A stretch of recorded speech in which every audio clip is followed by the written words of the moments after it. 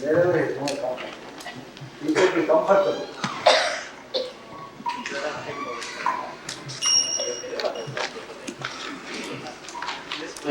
This place is more comfortable for him, so he will have darshan.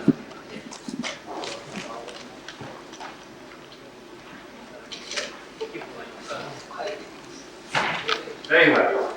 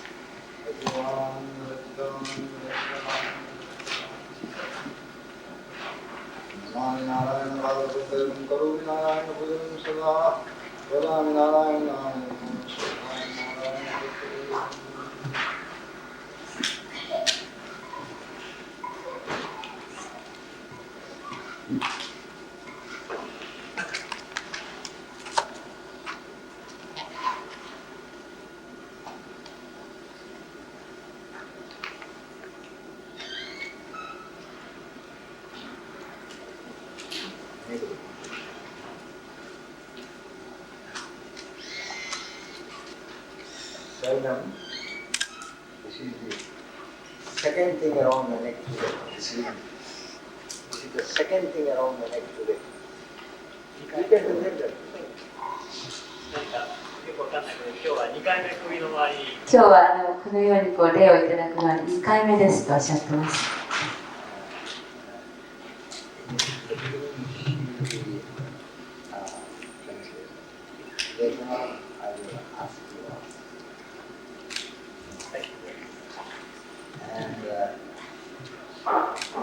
Because when I started from my room, I already put something around my neck.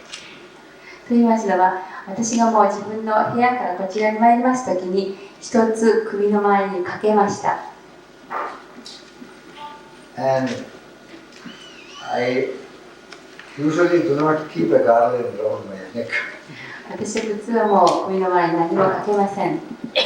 But I am keeping it for the sake of all the ただ今日は最後です。皆さん方お写真を撮ってくださるだろうと思ってサービスをいたしました。Because I find you are all very fond of snapping pictures. というのは日本に参りまして、皆さん方とてもお写真を撮るのがお好きだというふうに分かりましたので。And if the garland comes into the picture, those who made the garland will be happy.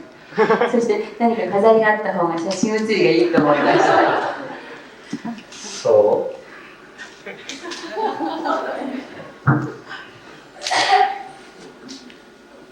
and maybe you are curious to know what I have already put first around my neck. じゃあこのお花のレードを下に私がお部屋からかけてきたものは何かっていうのを皆さんまた興味をお持ちだと思いますが、さて何でしょう。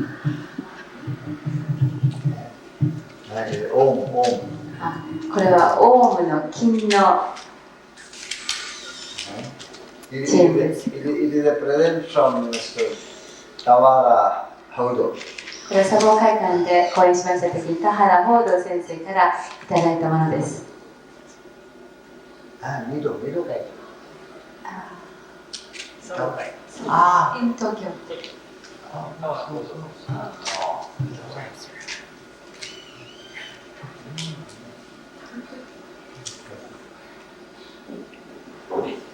In Tokyo, in India, I will not allow flower garland to be so long around my neck. インドで私は全く首の周りに何もつけて歩きません。Because there lot of little moving things live in the flower. でも私つけて歩きませんっていうのは、インドのお花の中にはいろいろとこう動き回っている虫がついております。And in 2 or 3 minutes, they will go inside the neck. その小さな虫がこう今度首のところから這い上がってきまして、耳に入ったり鼻に入ったりしてしまいます。And if you are lecturing with a garland on, sometimes they will make you stop your talk. そしてこの例をかけてお話ししている間にこう耳や目に入ってしまうので、講義を中止しなきゃいけないと一時的にそういうこと自体も起こってしまうことがありますから。Because in Japan there are not so many creatures. しかし日本はとても清潔な国であまり虫がないようです。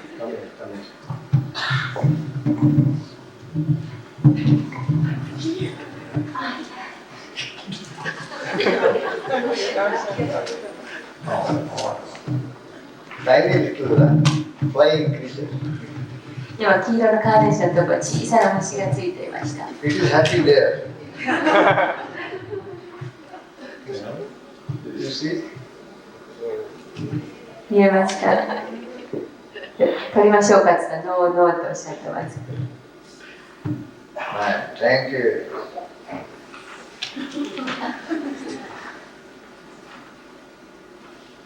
But don't disturb it. Don't disturb it. Put it down. But this is a harmless creature. でもこれ別に害があるわけではありませんよってこういう虫は。In India, we have creatures that will bite also. インドでは噛みつくちっちゃな虫もいますけど、今の虫は別に悪さをするわけではありません。They don't practice ahimsa. そのアヒムサ。They don't practice ahimsa. Insect don't practice ahimsa. 我々は非暴力とか殺さないということをしております。アヒムサですね。虫はそういうわけにはいきません。そういうことは知りません。But we have to practice. しかし我々はアヒムサ、非暴力を実行しましょう。はい。Radiant divinities. この光り輝く神様。Blessed children of the divine. そしてその神の子の我々。We will follow yesterday's method. 昨日のお話と続きをいたしましょう。The vote of thanks will be first. Vote of thanks first. You see, thanksgiving first. Vote of thanks. Thanksgiving. You see, in Western programs, at the end of the program, they have a last closing items. They call it a vote of thanks. Yes. They thank all the people who have helped in that day's function. そして今日はもう最後になってしまいましたので、いわゆる感謝の言葉を皆様方に差し上げたいと思います。But we begin by giving thanks to the Lord. しかしながら皆様方に感謝をする前にまず天に増します神様に感謝の念を捧げたいと思います。Who has given us this gift of a period of spiritual fellowship. このように我々が集まることができ、出会うことができた機会をお作りいただいた神様に心から感謝を申し上げたいと思います。And that too in a very holy place and a very beautiful spiritual atmosphere, pure spiritual atmosphere. そして特にこのように大変、高いスピリットの霊的な高い場所、このお寺をお借りできまして皆様方と集まることができたことは本当に良かったと思っています。And our way of saying thank you to the Almighty is by meditating for a while upon Him. そしてこのような機会を我々すべてにお与えくださいました神様に心からお礼を申し上げ、束の間の瞑想を皆様方と一緒にしたいと思います。We will, as usual, meditate after chanting Om. まずいつものようにオウムを唱えてから瞑想いたしましょう。Om represents the Supreme Being upon whom we meditate. そしてオウムというのは我々がこれから瞑想しようとしている天上のこの全知全能の存在を表しております。Om is the eternal and permanent reality behind these ever-changing names and forms that go to make up this outside world. そしてこのオウムは移り変わりやすい名前やもう一物を超えた存在であり、その存在ゆえに我々がこの世に来ているその全てを表しております。それがオウムです。Om is the symbol or the representation of that which is beginningless and endless. そしてこのオウムというのは始めもなければ終わりもない永遠不滅の存在のシンボルです。Om is the sign that stands for the great silence. そしてまたその絶対なる沈黙、静けさのシンボルでもあります。Om is a symbol of profound peace. そして深遠なる平和の象徴でもあります。Of eternal existence. そして永遠の存在のシンボルでもあります。Of boundless and limitless infinity. そして制限のない永遠で自由なシンボルでもあります。Of supreme divine bliss. そしてこの絶対なる存在のシンボルそのものであります。Om is the sign of the origin and the source of all existence. そしてすべての存在の源であり、そして我々のここにあるゆえんの存在の源でもあります。The invisible support of all things. そして目に見えないすべてのものの存在の源でもあります。And the ultimate goal and fulfillment of your life. そして我々人類の究極の目的の存在をもシンボルしております。Om is the light of lights beyond all darkness. そしてこの暗闇を超えた光の中の光そのものがオウムです。Om indicates that God to which all the great religions and all scriptures refer to and mention. そしてすべてのこの世に存在する宗教がすべての言葉で表している神というものそのものをすべて超えたところすべては含んでいるそのものの存在がオウムです。And it is existence, consciousness, bliss. そしてそれは存在であり意識でありそして至福そのものそれがオウムです。It is the origin of all mantras. そしてすべてのマントラの源それがオウムです。It is the supreme mantra. そして最高のマントラそれがオウムです。And it is your real name. そしてそれが皆様方の名前なんです。すべての人間のオリジナルな名前がオウムです。Now, compose yourself and sit comfortably. リラックスした形で座ってください。Keep your back straight. 背中を背筋をまっすぐ伸ばして、Keep your body steady.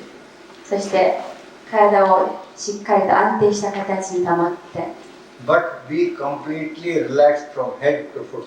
しかし頭から足の先まで完全にリラックスした状態で。Do not hold your body rigid. 体を硬くガチガチにしないで。Do not stiffen any part of your body. どこかに緊張感を残さないで。Feel comfortable and restful. 心からリラックスして安らいだ状態を体中にみなぎらしてください。So that you can take your mind away from the body. そうすることによって心がすべて体を離れていきます。Breathe evenly and lightly. 息を平等に、均等に、そして軽く息をしてください。Breathe easily and naturally. 自然で、そしてリラックスした形で呼吸をして続けてください。There is only one single reality. この世にはただ一つの真の存在があります。It is all pervading and everywhere. そしてそれはあらゆるあまねくところに偏在しておられます。It envelopes us from all sides. そして我々のすべての源です。It shines within you as the very center of your being. そして皆様方のその中に人間の本質、その中でキラキラと輝いておられます。In that all-pervading spiritual presence, we are dwelling. そしてこの我々の中で輝いているもの、そしてあまねくところに点在しているもの、そのものが宇宙の真の存在です。We live in that divine spirit. そして我々はこの神聖なる魂、スピリットの中に私たちは生きています。Now, gently let your heart and mind dwell upon that great light of lights. この偉大なる光に皆さんの心と、そして魂を集中させてください。Let your thoughts gently flow towards it in an unbroken stream.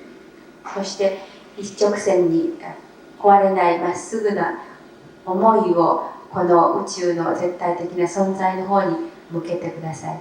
Do not force your mind. しかし心を強制しないように。Let it naturally and spontaneously flow towards the great light of light.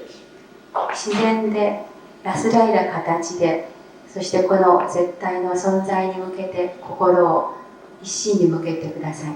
Enter that silence. 沈黙の世界に入ってみましょう。Abide in that peace. 心中に平和が広がります。Rest peacefully in the divine presence. そしてこの絶対の存在というものに心を置きましょう。Feel the peace filling you. もう体中に平和が、幸せが、安らぎが満ちているのを感じてみましょう。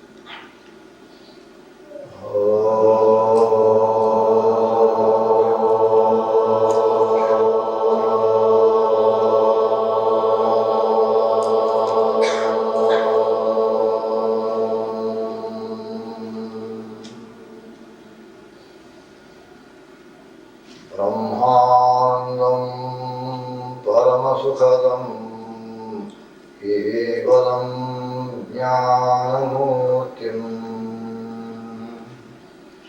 Dvandvatitam Gaganasadrisham Tattvamasyadiraksham Ekam Nityam Vimalamachalam Sarvadhi Sakshibhutam Bhavatītam Trigunayetam Sadgurum Tam Namāmi Chaitanyam Shashvatam Shantam Vyomatītam Niranjanam Nādavindukalātītam Tasmai Shri Gurave Namaha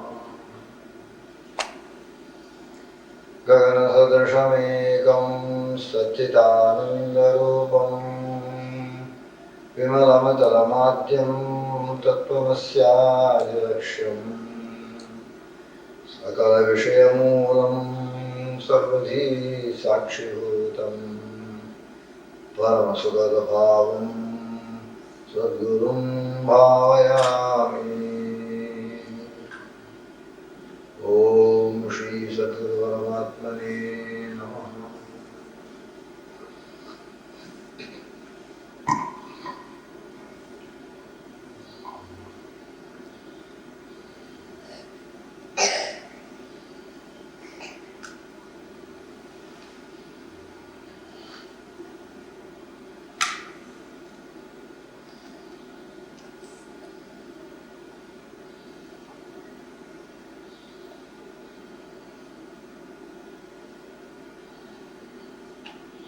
Yam Brahma Varunendra Vidramatastunam Devestavaihi Vedai Sangavadakramo Upanishadaihi Gayantiyam Samagaha Dhyanamatirtadgatena Manasa Pashyantiyam Yogino Yasyantam Navidussurasuragana Devaya Tasmai Namaha Yasyantam Navidussurasuragana Devaya Tasmai Namaha Om Shri Sadguru Paramatmane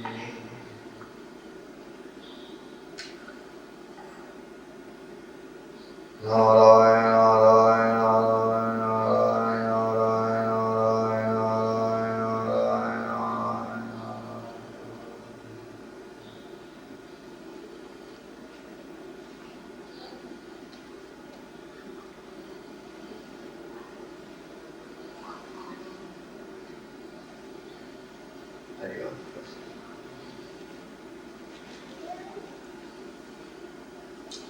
Thank you and God bless you all.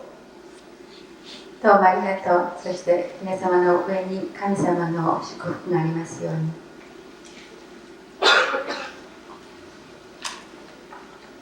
Beloved friends, upon the spiritual path, 私の愛する皆様方、そしてこの宇宙の魂の一部である皆様方、I consider it a very great happiness that my program in Dai Nippon, Nippon Darshan, commenced in a holy temple and is concluding in a holy temple. 私はとっても幸せに今感じております。この日本での日本ダルシャンというものが一番最初にこの大変ホーリーテンプルである贈徳院で始まりまして、そして今こうしてまたこの贈徳院で最後の締めくくりをさせていただけることが最高の幸せに存じております。Exactly 30 days ago, on the 1st of this month, November, I had the great happiness of arriving in Japan. そして今からちょうど30日前、11月1日に私は日本に初めて到着いたしました。And I had the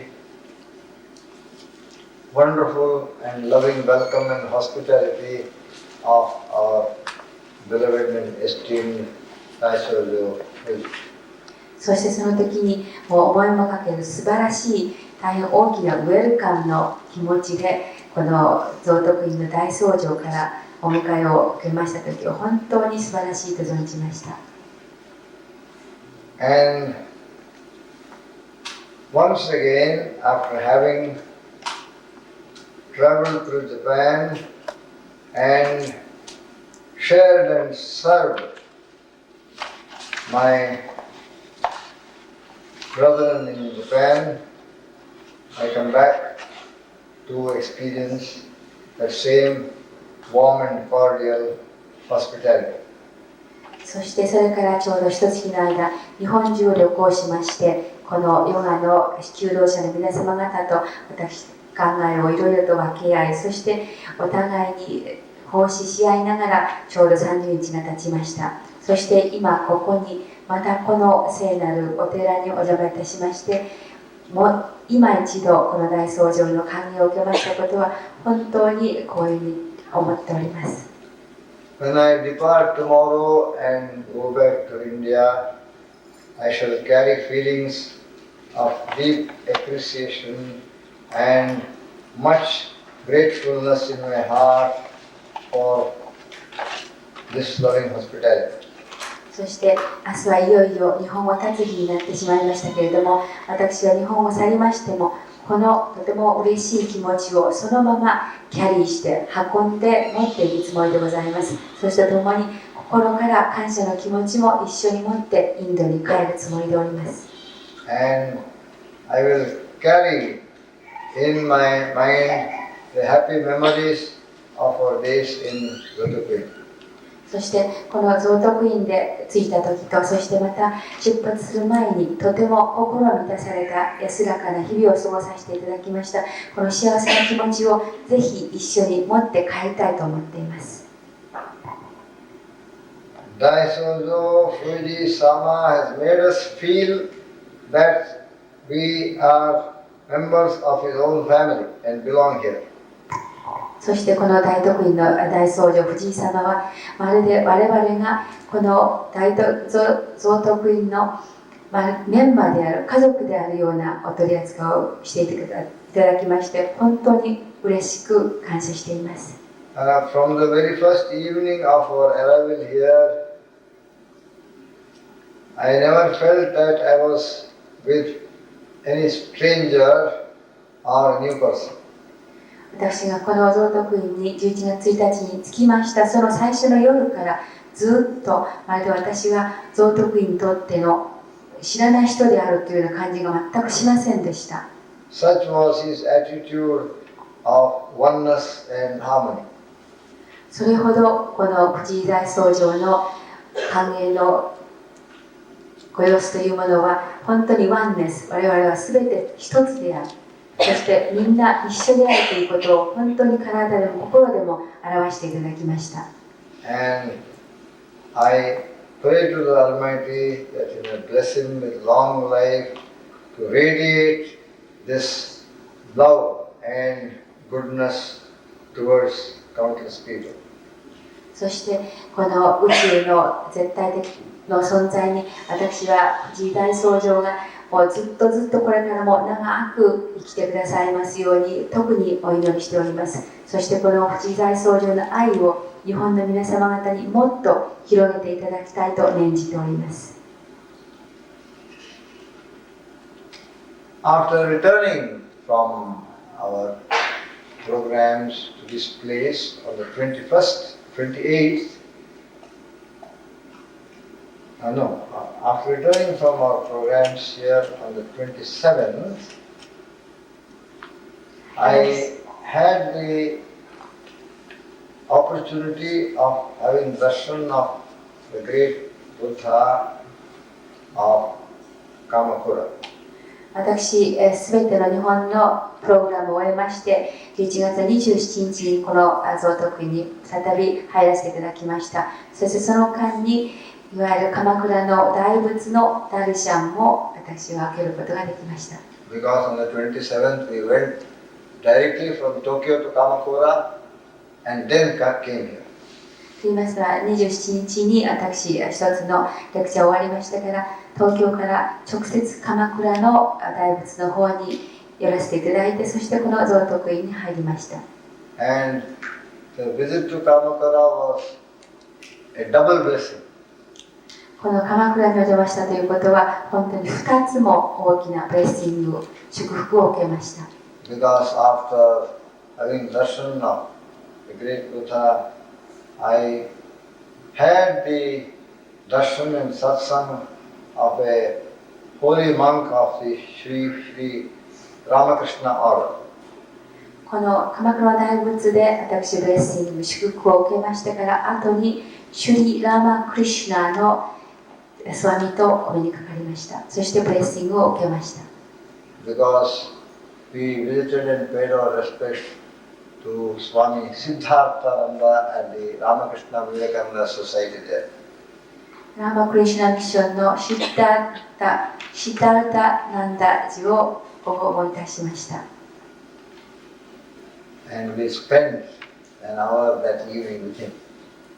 そしてそこでその夕べをひととき、このスワミジと一緒に過ごさせていただきました。That was an added good fortune and happiness. これは私に思いがけないとても幸せなひとときをもたらしてくれました。And the holy ashram is a very peaceful and quiet place worth visiting. このラーマクリシュナミッションのアシュラムはとても静かで平穏ないいところにございました。And some of the sublime spiritual teachings of Sri Ramakrishna have been also translated into the Japanese language. そしてこの大変高尚なラーマクリシュナの教えというものは日本語に随分たくさん翻訳されておりました。And we have those books placed there inside the hall near the entrance.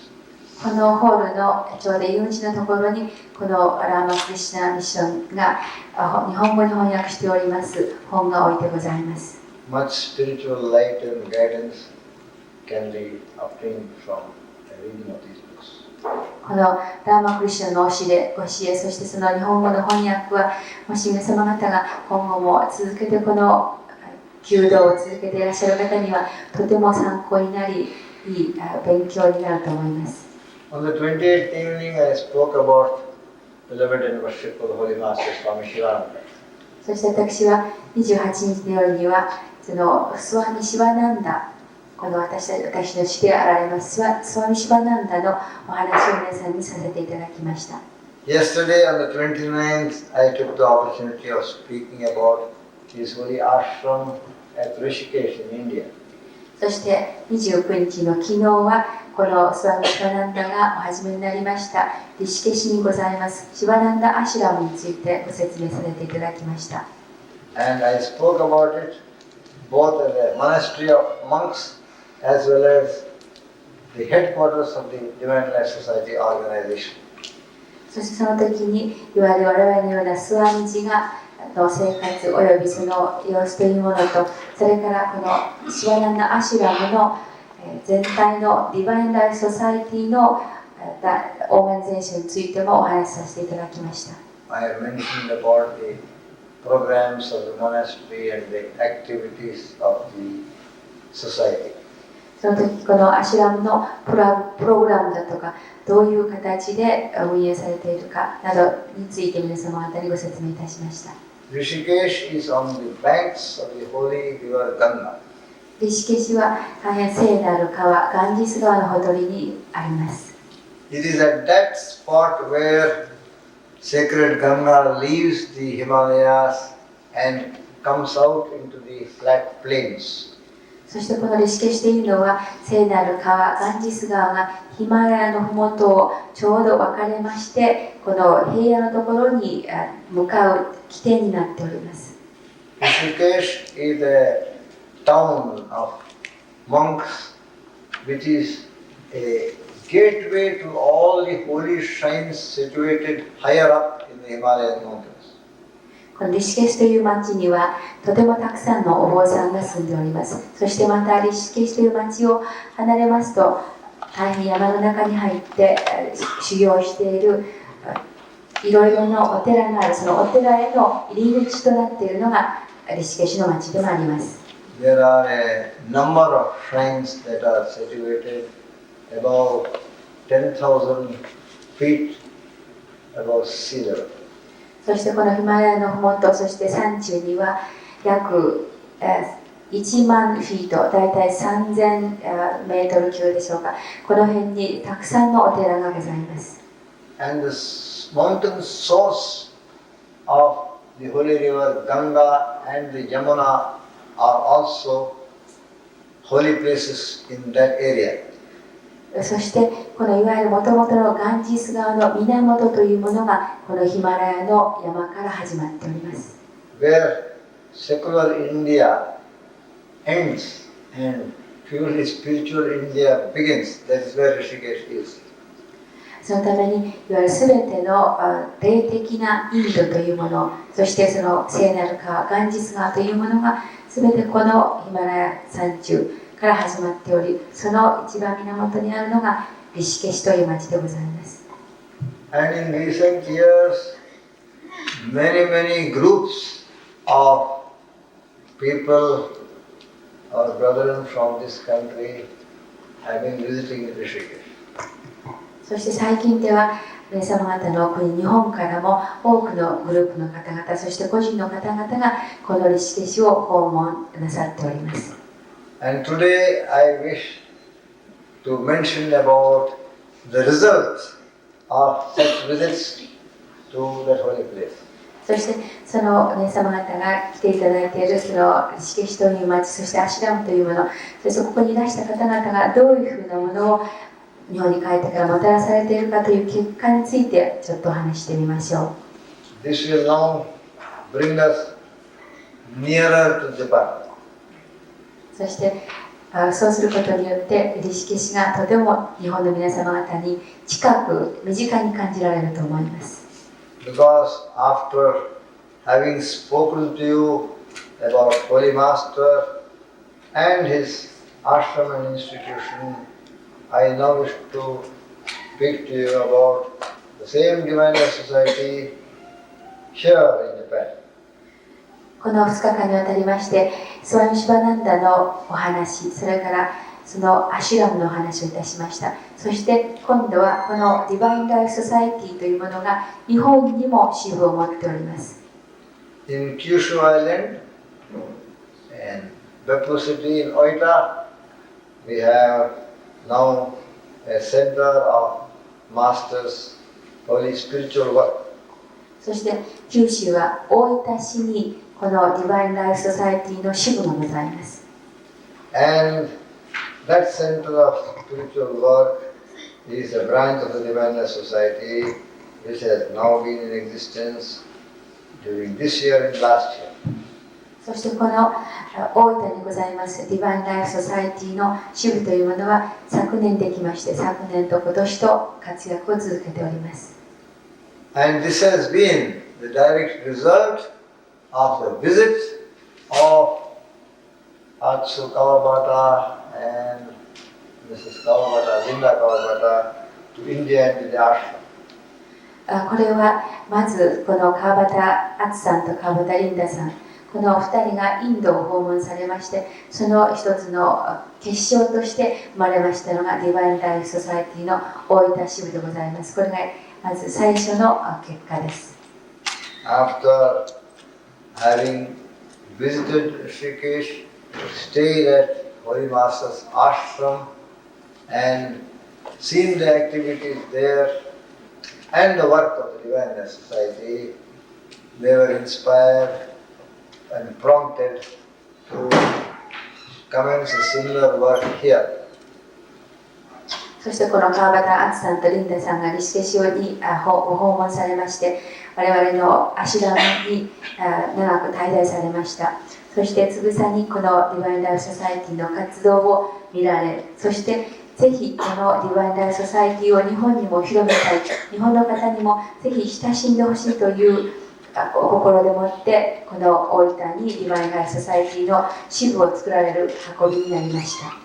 The teaching, the propagation and the practice of Hatha Yoga has long been going on in this country from many, many years. しかしながら、いわゆるハタヨガを教えるということ、それは日本ではもうそれよりもずっと以前に随分長く日本ですでに実行されてきたことでございました。Now it is spread all over Japan. そして今日本では至るところにハタヨガの教室があるということです。And many, many important centers of Hatha Yoga teaching is to be found in all important cities and towns. そしてこのハタヨガのセンターというものがとてもたくさん日本各国に各所に設けられております。And at the same time, some eminent teachers had been to India and have also started to teach to people the philosophy behind Hatha Yoga. そしてまた同時にそのハタヨガの先生、素晴らしい先生方のたくさんの方々がインドに来られ、そしてリシケシにも来られまして、日本の方々にもハタヨガのみならず、ハタヨガにももっと深い哲学、そしてもっと深いヨガの考え方というものを日本の方々にも広め始められました。Some of the prominent people who have done this aspect of work are Dr. Sahota and Oki Guru and also our Fuji Guru. I don't know whether when you know him. Fuji Guru of Tokyo. You know. そしてそのいわゆる先駆者の方々、例えばサホタ、ドクターサホタ先生、オキグルオキ様、または富士山、この方は東京の方で、私は今回お目にかかっておりませんけれども、この方々がまずこのヨガの思想というものを日本に広め始められました。But perhaps very few of you know, and perhaps you are very interested to hear that the Hatha Yoga practice in a serious way actually originated from this place where you are sitting. しかしながら今日ご参加いただいております皆様方の中にもあまりお知りいただいている方は少ないんじゃないかと思いますが、実はこのハタヨガというものが日本に最初に紹介されましたのが、皆様方この今お座りになっていらっしゃいますこの道場でございました。 For it is our revered Daisyozo Fuji Sama of Yotokuin who commenced Hatha Yoga teaching in this very place, more than 20 years ago. More, 50? You tell me. 大僧長、今、スワミジがこのハタヨガをこの贈徳院の道場でお始めになったのは20年前とおっしゃってますが、20年前でよろしいですか。More than 20 years. 20年以上前にこの皆様方がお世話になっております道場で一番最初にこの贈徳院の大僧正がハタヨガをお始めになった、それが一番最初のきっかけでございました。 And an interesting history of those days is to be found inside that corner room there. そしてとても興味のあるお話がこの正面の右側にございます割合とこじんまりしたお部屋がございますが、ここにその大変秘密といいますか鍵が隠されております。 Many of the eminent teachers commenced their yoga career from here. そしてこのこじんまりとしたお部屋に大変日本でも名の知れた有名な先生方、そしてヨガに造詣の深い先生方がこのお部屋に来られて、ここから日本へのヨガの広めというものが始まりました。 Dr. Sahota also associated with this activity here. サホタ先生もこの道場でのいろいろな活動にも参加されましたし、Okay Guru also was associated with the activity. 沖先生もまたこの道場でのいろいろなアクティビティに参加されました。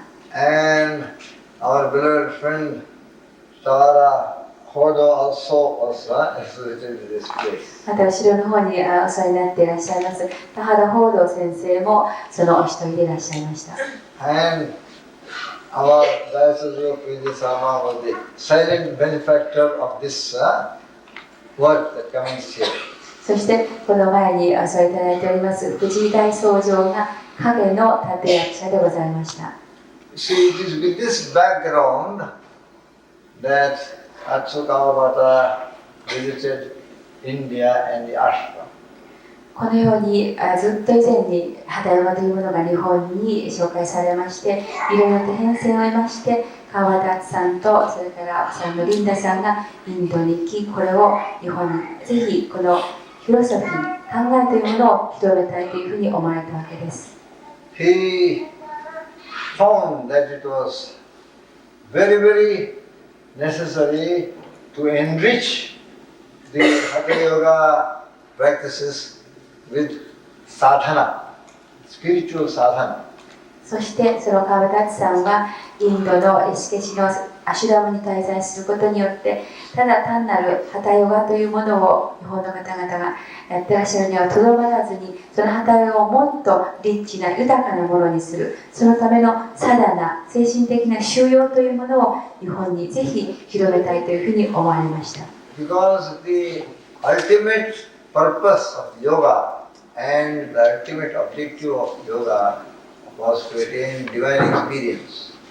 と言いますのは、ヨガの最高のそして究極の目的というのはこの宇宙の存在というものに我々がより近づきそしてそこに到達するということが究極の目的であります。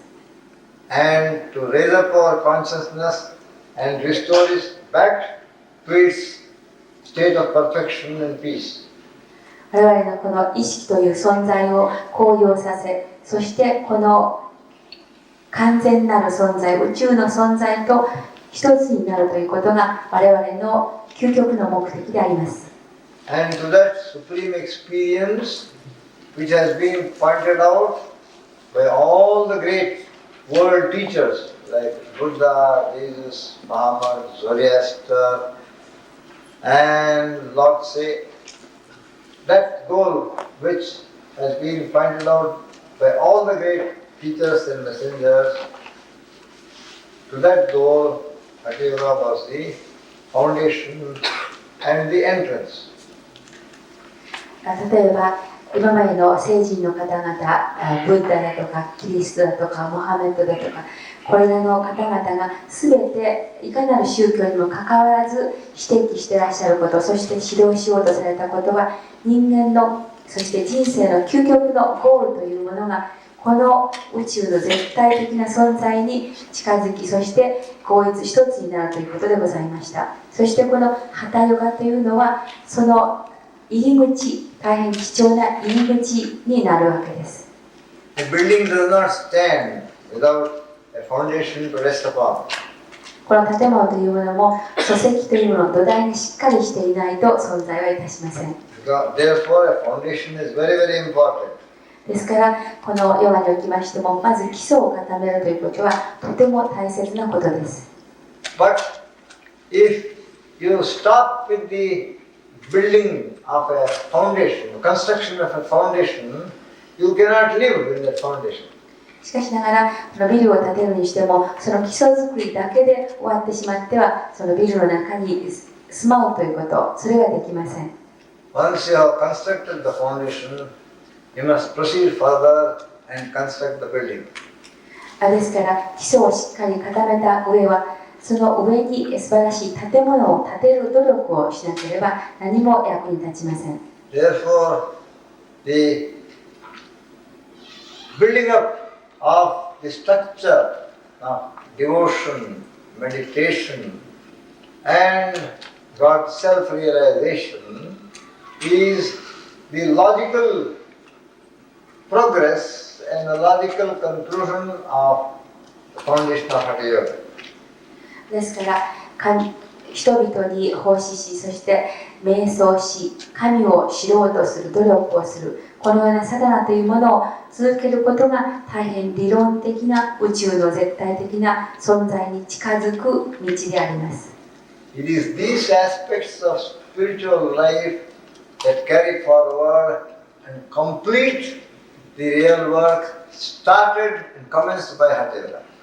ですからこのようなこの神に近づく道というもの、そしてこの精神的な生活に近づくという精神的な生活をするということが我々の究極の目的であり、真の目的でありますから、そのためにハタヨガをまず始めるということは大変いいスタートであります。Realizing this, Atsukawa Bhatta and a group of people have now established this center to give to people the inspiration and the knowledge of the inner spiritual sadhana of devotion, meditation, and Vedanta. そのためにこの川達さんが大分に始められましたディバインライフソサイティの支部というものは、特にヨガのハタヨガのみならず奥の意味、大変深い意味、そして究極の目的であるその神と一つになるというサダナ精神的な修養のためには、我々に大変大きなことを与えてくれ、そして教えてくれるセンターとなっております。And as a result of their intense desire to bring the benefits of these aspects to their fellow citizens of this country, they decided to have this Nippon Darshan program. そしてよりこのヨガの精神的な奥義というものを皆様方に広く知っていただこうという目的で、今回私が日本に来日し、日本ダルシャンを行うことに決めました。And this servant of the Holy Master has had the wonderful good fortune of serving you all through the Nippon Darshan organized by the Oita branch of the Divine Society.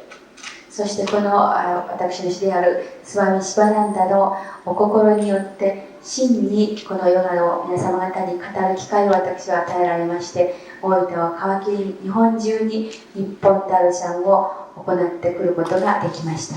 I regard the Oita branch as the Japan headquarters of the Divine Society. そして私はこのディバインダイソサイティの大分支部というものがとりもなおさず日本全体の支部というふうに私は今考えております。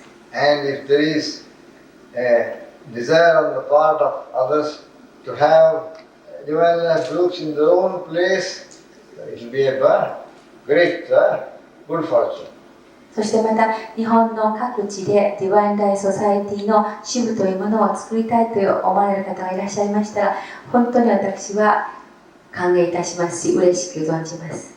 For it will encourage people to take to practice of daily spiritual sadhana in their normal day-to-day life.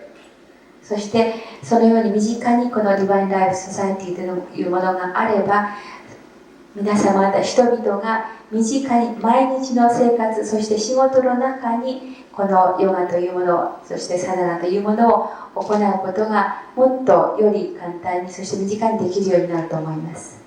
And during this recent tour of mine in Japan, I was happily surprised that this trend of gradually stressing upon the inner and the spiritual aspect has started to gather force in several other places. そしてまたこの私の日本ダルシャンのツアーを通じまして、私がとても大変喜びながらも私が見ましたところでは、このような精神的なサダナというものを行っていきたいという方々がとてもたくさんいらっしゃるということ、そしてそういう場所を作りたいと思っている方々もとても多く、それがもうすでにスタートしているというふうに私は感じました。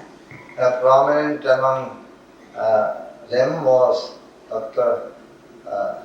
Sohato's yoga ashram. 例えばそのサホタ先生の京都のヨガアシュラムとか、Shiva ashram, それからシバアシュラム、 and the work being done by our friend Tawara Hud. また東京の田原報道先生の道場とか、 He is keenly sensitive to the need of this unfolding of the inner, higher aspect of man's life. 他にもあれだと思いますけれども、これらの方々は日本の現在の状況に対してもっとその精神的なサダナというものが必要であり、そしてまた人々がそれを始めようとしているということを大変鋭く、そして切実に感じていらっしゃる先生方でございます。And he wants to bring about the revival of the life of dharma and the life of devotion to the spiritual idea. そしてその各道場におかれましてダルマということ、そして奉仕ということ、それら全ての精神的な修養というものに大変努力し、そして捧げていてくださいます。The Sri Ramakrishna Mission has right from the outset stood for this inner spiritual aspect of man's life.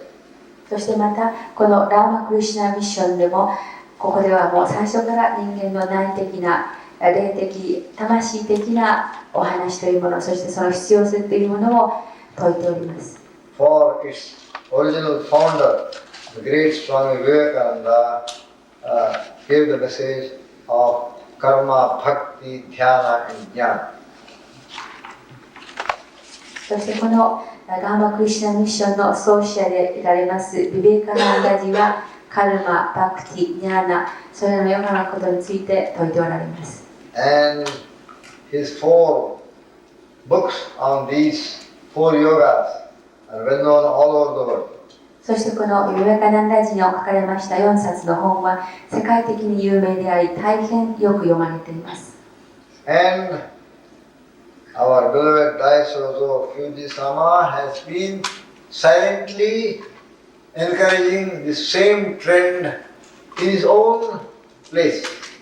そしてこの蔵徳院の大僧正藤井様はとても静かなやり方ですけれども、この我々が精神的にもっと求めなければいけないということを皆様方に大変静かな方法で説いておられます。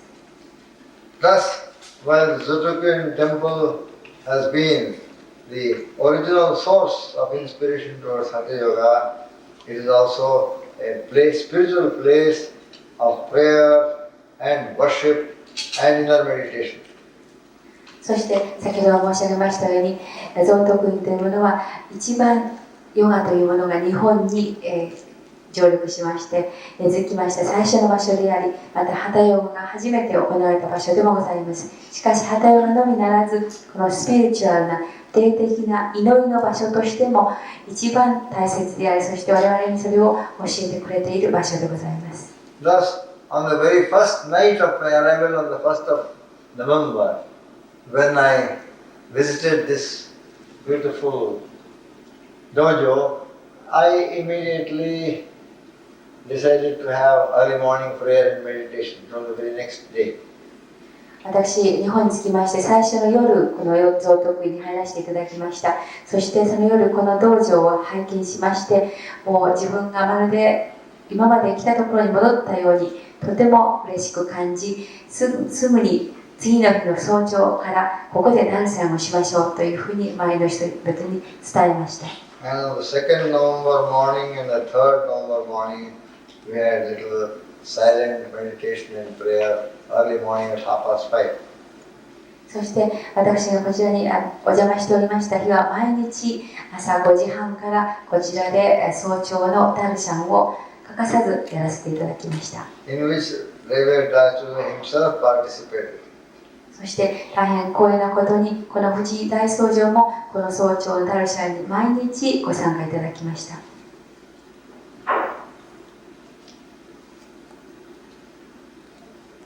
I have felt very deeply how wonderful it should have been if Dachuda had met Holy Master Swami Chidananda.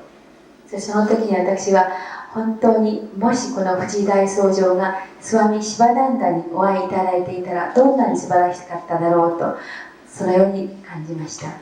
Because he has many spiritual qualities which would have simply made our master delighted and overjoyed. と言いますのは、この藤井大僧正はとても高い魂をお持ちでいらっしゃいますから、スワミ・シバナンダにお会いもししていただけたら、本当にこのお二人の方々はお話も合い、そしてとても近しいお付き合いをしていただけたと存じました。After the third, our activity shifted to Oita. そしてそれから後、私たちは大分のリトリートの方に参りました。And the first 10 days were spent, first 8 days were spent in Oita.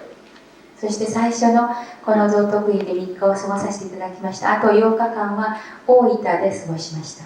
And I was greatly pleased to see the work of the branch of the Divine Life Society in Beppu. そしてこの別府でのディバインライフソサイティの活動もつぶさに見まして、とても嬉しく思いました。And the first retreat of Nippal Darshan was held through the Oita branch. そして日本におきます私の最初のリトリートは大分ブランチの主催で大分で行われました。And the information of all these things you may be getting in their next bulletin, what do you call it? Divine Life? Divine Life newsletter. そしてこの今回の私の日本ダルシャン、そしてリトリートのいろいろのインフォメーションというものは、このディバインライフソサイティ大分支部の次のニュースレターで皆様方に詳しくまた伝えてくれることと思います。It is a bi-monthly, it is a Japanese language bi-monthly, coming once every 2 months. このディバインライフソサイティ大分支部のニュースレターは2ヶ月に1回皆様方のところにお届けしているということです。They also have spiritual retreats once or twice a year. そしてまた1年に1回か2回はこのスピリチュアルな霊的なリトリートというものを行っているということです。And they are busily engaged in translating the practical spiritual teachings of Guru Maharaj Swami Chidananda. そしてまた日々このグルデーブ・シバナンダの教えというものを英語から日本語に翻訳する仕事にも従事しております。The talks and discourses given in the different lectures and the different retreats during this month will start appearing in the newsletter そして私 for は next year. この3回リトリートをいたしましたし、それからいろいろと講演をいたしましたけれども、その私の話しましたこと、各いろいろのリトリートで話しましたことは、おいおい来年の初めからこのニュースレターで皆様方に再び紹介させていただくということです。And I am sure Kawabata-san will also try to make some arrangement to get all these tapes centralized and make these tapes top available. そして私がいろいろとレクチャーいたしましたテープは川端さんが集めて何らかの形でまた皆様方にこれを再び聞いていただくような何らかのアレンジをしてくださるだろうと思います。But I don't know how you will do it, because there will be quite a few people who will not be interested in the English portion of it. Therefore, I think perhaps you will have to re-record all of them on fresh tapes, eliminating the English and retaining the continued Japanese. They can't do that, so they want to hear your voice.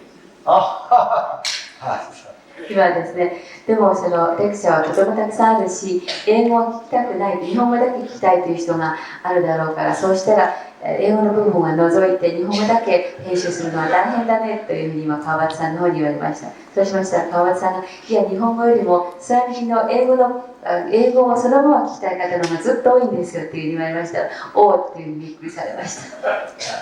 This is what you feel, but I don't completely agree with you. それ皆様方のお心はそうでしょうけれども、意味を分かっていただくためには必ずしもそうじゃないような気もします。Because it is the teaching that is important and not the voice. それは私の声が重要なんではなくて、私の言っている意味を深く理解していただくことがもっとより重要ですから。Because no one has heard the voice of Buddha or Jesus. Huh? すべてその教えというものは内容を理解していただくということがとりもならさずとても重要なことです。それは Nevertheless, the teachings still inspire the whole world. 例えばブッダの教えやキリストの教えというものはこうじゃなくって書いたものになってまた皆さん方の理解という形で後世に伝えられましたというふうにシラナンダジが言われましたら、あちらのビバラナンダジがだって当時はテープというものがなかったですからねというふうにおっしゃいました。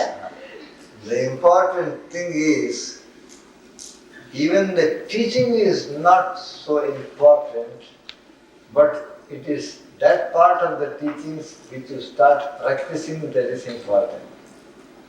もっと重要なことは教え自身が重要なのではなくてそれが皆様方の血となり肉となって実行されるということそれが最も重要なことです。 And for that you must have a keen desire for your own upliftment and your own highest welfare. そのためには私の話というものをよく理解いただきそして本当にこの最高の存在というものに近づきたいという心からの切なる願望というものをお持ちになってこの魂というものを高揚させていっていただきたいと思います。 It is then only you will start working for it. そうすればそれが本当に私の教えを実行していただいたということになります。 Suvecha, our good intention. そのためにぜひ心からそのように願ってまたそういう意志を持ってください。 Jignasa, our keen desire for knowledge. ですからまたそれらのことを知りたいという知識をそして知恵を得たいという願望を持ってください。 Mumukshatva, our longing for liberation. そして今のおっしゃったサンスクリット語はいわゆる解放すべてから解放し魂が自由になりたいと願望すること。 These are the forces that bring about spiritual life. そう願うこと、それ自身がもうパワーとなりまして皆さん方の魂というものをとても高いところに押し上げてくれます。 In this connection, a simple parable of Sri Ramakrishna comes to my mind.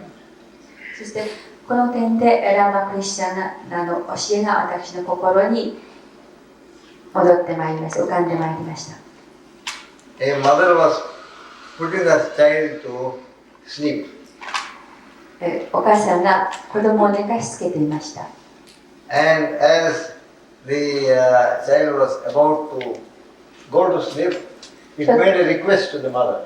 子供はちょうど眠りに落ちようとするときにお母さんに一つのお願いをしました。 It said, Mother, I may feel hungry when I want to sleep, so when I am hungry, you please wake me up so that I can eat something.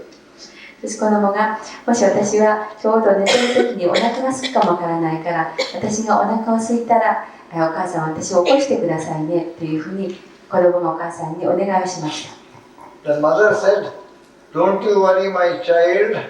I don't need to wake you up. Your hunger will wake you up itself. Hunger by itself. お母さんがいやそんな心配いらないんだよ。もしあなたは寝ている最中にお腹が空いたらそのお腹が空いた空腹感があなたを目覚めさせてくれるから別に私を起こす必要がないんだよというふうに子供に言いました。 Then this is the situation in the spiritual life. これが皆さん方のスピリチュアルライフ、この魂の求道というものの本質です。 If you have hunger, you will wake up and you will start searching for food to appease the hunger. お腹が空いたら、そして自動的に目が覚め、そしてその食べ物を求め出すでしょう。 And the food is never absent, is never lacking. そしてこれはその精神的な求道で自分が気がついたらその精神的な求道を始めるでしょう。その時に食べ物に当たるいろいろな教えというものはもう周りにいっぱいあります。絶対なくなることはありません。 Therefore, one great spiritual master said, Seek and you shall find it. そのために主が言われました。求めよ、そうすれば必ず見つかるであろう。Ask and it shall be given to you. そして尋ねなさい。そうすれば必ずあなたに与えられ、そして教えられるでありましょう。And knock and the door will be open. ノックしなさい。そしたら必ずあなたの目の前でドアは開かれるでしょう。Hari Om. I'm glad to be with you all. 皆様方と今夜こうしてまた一緒にお話ができてとても嬉しく思っています。And I was glad to have this opportunity of telling you about Oita branch and its work. そしてまたこういう機会にディバインライフソサエティの大分支部の説明を皆様方に私自身の口からすることができてとても喜んでいます。And I can only repeat what your ancestors, your forefathers repeated many thousands of years ago. そして私は皆さん方の祖先が皆様方に何度も繰り返し言ってらしたことを私はまた皆様方にこのように申し上げています。Arise, awake, and seek enlightenment. Arise, 立ち上がれ、 awake, そして目覚めよ、そして求めよ。そうすれば光は皆様方に与えられるであろう。 and a verse from Dhammapada of the great master Buddha comes to my mind. A word from the scripture called Dhammapada. このダマパダという聖典がございますけれども、これが今心に浮かんできました。 Dhammapada means the way of dharma, これは righteousness. ダルマへの道、悟りという意味です。It is the Pali version of the Sanskrit Dharmapatha. サンスクリット語でダルマパダと言われています。Dhamma means dharma. ダンマというのがダルマの意味で、 Pada means the patha, the way. でパタというのは上、道です。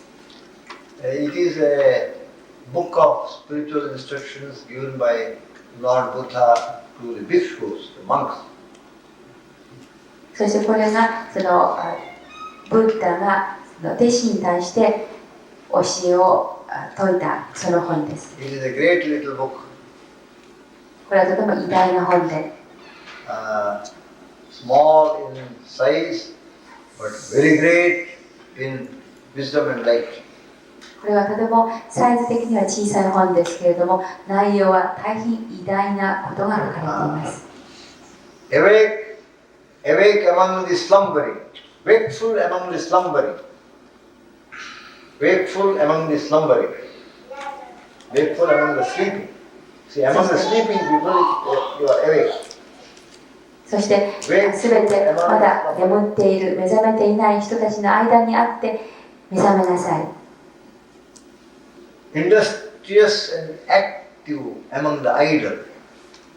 そしてその怠惰な人たち、その中にあって精力的に活躍しなさい。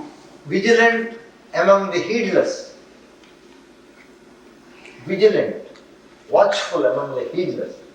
そしてまた大変注意散漫な人たちの中にあってぜひ集中し注意深くものを見なさい、聞きなさい。 To such is found nirvana. そうすればニルバナ、悟りが開かれるでしょう。 It is to such that nibbana is attained. このようなことを通してニルバナ、悟りというものが開かれます。 So in order to attain a supreme good fortune, one has to be a little different from the many. この悟りというもの、この究極の存在というものを自分で知覚するためには少し他の人々よりも違っていなければできません。 And you must be willing to be a little different and prepare to face the consequences. ですから、この悟りへの道を開きたいと思う方は、人とは違っていいんだ、そういうふうになりたいと思ってらっしゃるでしょうし、またそうすることによって悟りへの道が開かれ、近づいてきます。A little courage is necessary to face criticism. ですから、人とは違うということで、人から批判されるかもしれませんけれども、それに耐える勇気というものが必要です。When you know that you are being different in a good way, you should not care for criticism. いい方法に、そしていい方向に自分が違うということは、人から何と言われても全くそれは気にする必要がありません。God bless you. 祝福が皆様方の上にありますように。 My loving good wishes to you all. そして私はいつも皆様方のことを思っています。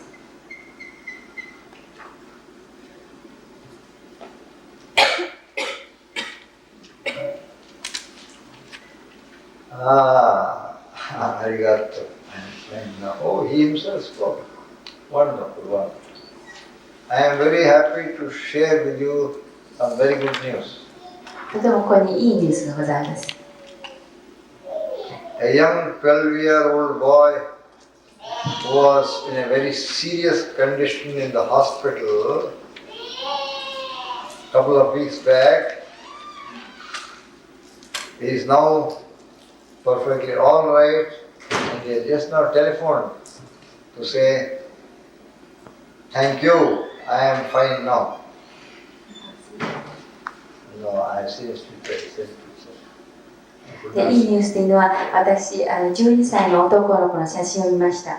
でその時にとてもひどい病気で入院、2、3週間前から入院しているということでございましたけれども、今電話が川端さんの方にあったそうで、とても良くなったんで、心からスワミジにお礼を申し上げますということでした。私もとても嬉しいと思います。He fell from a high place and injured himself on the 12th of this month.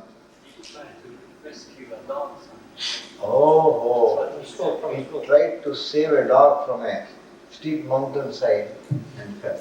この12歳の男の子は犬を救うためにとても険しい山のところから下に転げ落ちたんだそうです。And had serious head injuries. そして頭を打って脳にを怪我しました。I wanted to go and see him in the hospital. お見舞いに行きたいと思ったんですけれども、 But the same evening, I had to take the train from Oita to Mishima. しかしこのプログラムのスケジュールによりまして、その夜私は夜行で大分から三島に行くことになっておりましたので、お見舞いに行くことができませんでした。 They told me it is not possible, there is no time. とても行きたいと思いましたけれども、スケジュール的にとても無理だというふうに私言われました。 Since then, we have been praying for him daily. ですから私は毎晩夜のお祈りにこの12歳の男の子のことを祈ってきました。 We are happy he is well and we give thanks to God. ですからこの男の子がだんだん良くなっているというニュースには私本当に嬉しいです。 So,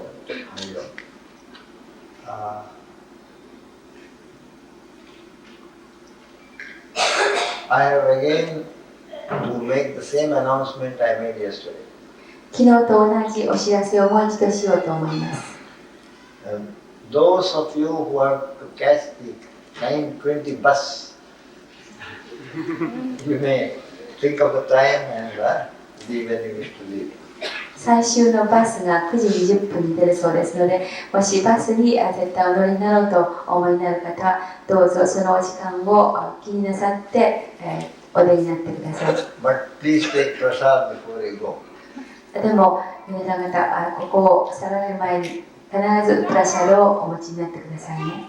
And there are a few name cards of mine in English which they can take with them. そして英語で書いてありますけれども、いくつかのそのカードがありますので、それもぜひお持ちになってください。 Because it contains a printed English message behind. というのは、このトランプのようなカードですけれども、その裏に英語で教えの言葉が書いてあります。 Someone must go to the room and where I sit to have my food, etc. There on the left side, there Carol's, this is kept there near the wall. 2 batches of one box and one ordinary one. They bring it to you. Yeah. 今、ラムスバルカジがこのスワミジの部屋からそのカードを取ってきてくれるそうですので、連絡の時にぜひそれをいただいて帰ってください。And like yesterday, those who do not have to hurry for the bus, they can continue to sit for a little longer. そして昨日と同じように、もし必ずしもバスには乗らなくてもいいとお思いの方は、もう少しここに残ってください。お話をしましょう。In case they wish to express themselves or ask anything. もし質問がありましたら、私ぜひお答えしたいと思いますから。I shall continue to be here till 9:15. 9時15分まであと30分ありますが、その間は私、質問に答えるようにこちらに残ります。Yesterday I was here till 9:30. 昨日は9時半までとうとう一人いてしまいました。But today I cannot, or we are to get ready to leave tomorrow evening. というのは、明日は出発の日ですから、何かとやはり私も出発の用意をしなくてはいけませんので。The flight is at 5:30. 5時半にもう成田を立つ飛行機で JAL で立ちます。And we are trying to reach Narita at 4:00. 4時にはもう成田空港に着いていることにしています。May I disturb you just one minute? Yeah, now you can take over. Our part of it is over. She'll be fine. No, our part of it is over. Please. Thank you very much. Thank you. そういうことでございますので、皆さんになるべく協力してですね、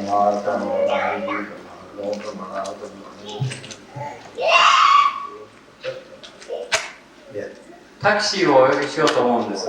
それでみんなで相乗りで、多分ターミナルにお帰りになるんでしょうから、何台ぐらい、1台5人乗れるとして、何台ぐらい呼んだらいいか、9時半にここへタクシーを集めようと思いますので、そういう方法で帰りたいと思うから、ちょっと手を挙げてください。首藤さん、ちょっと勘定してくれますか？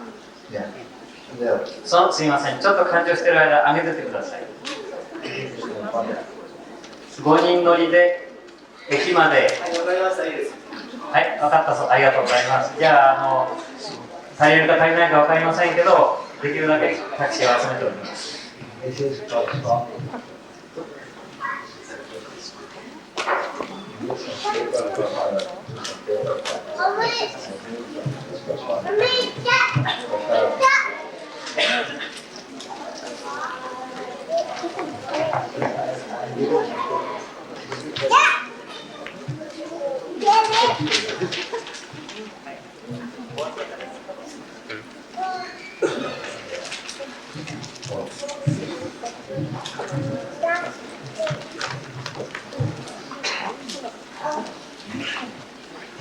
Yeah. Yes. I could not do it without her permission. Yeah. Therefore, we can ask her. She will be happy to. If you say yes.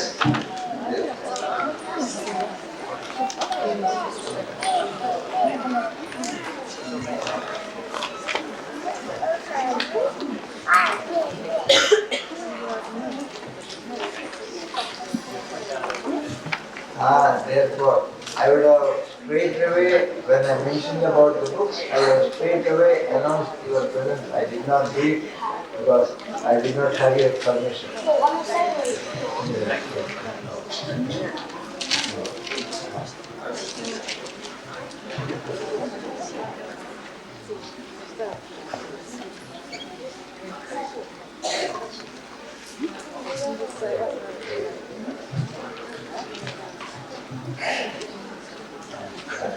Now, I am at your service.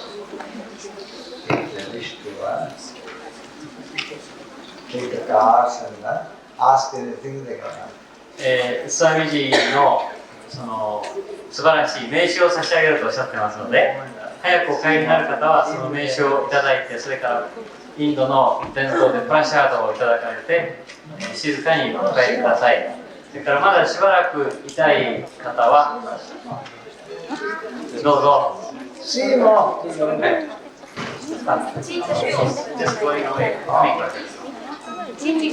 ばらくいらっしゃる方はどうぞもうしばらくお楽しみください。今晩通訳をしてくださいました方は小山文子さんとおっしゃいまして、この1ヶ月間日本ダルシャンの間ずっとご自分の仕事を犠牲にして、講師をしてくださった方でございます。小山さん、本当にありがとうございました。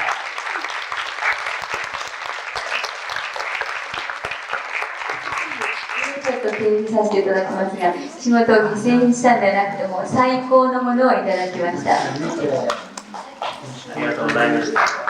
小山さんなくしてはこの日本ダルシャンは成功しなかった最高の通訳をしていただきました。それでは夕べに続きまして、皆さんの中に今晩が最後ですので、ぜひスワミジに聞いておきたいこと、スワミジにおっしゃりたいことでも結構です。こちらからだけこうお話してるわけですから、そちらからもお話があっていいんじゃないかと思うんです。で、どうか一つ、そういう時間を作りましたので、皆さん手を挙げてどうぞ機会を利用してください。首藤さん、すみませんが、手が上がった方のところにマイクを持っていってくれますか。は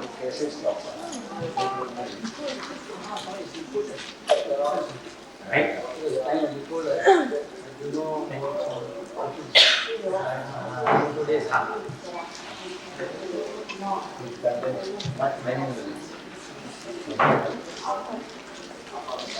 みんなの前に言いたいですか。後でよろしいですか。皆さん、すいません、ちょっと待ってください。首藤さんいませんか。ちょっと待ってください。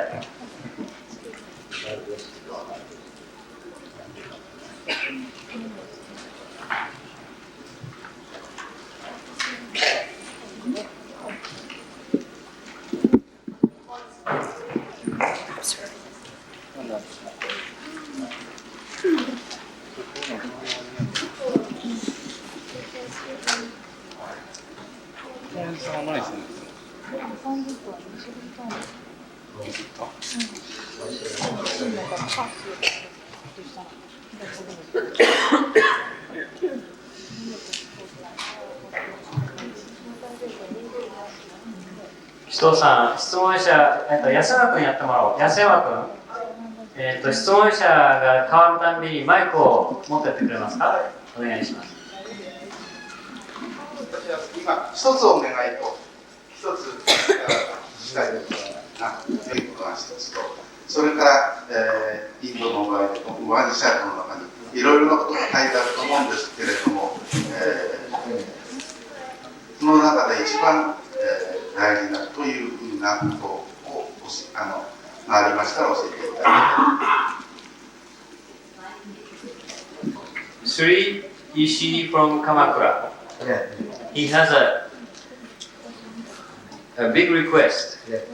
For 10 years, he has been carrying around Dr. Sahota's great translation of Upanishads in Japanese.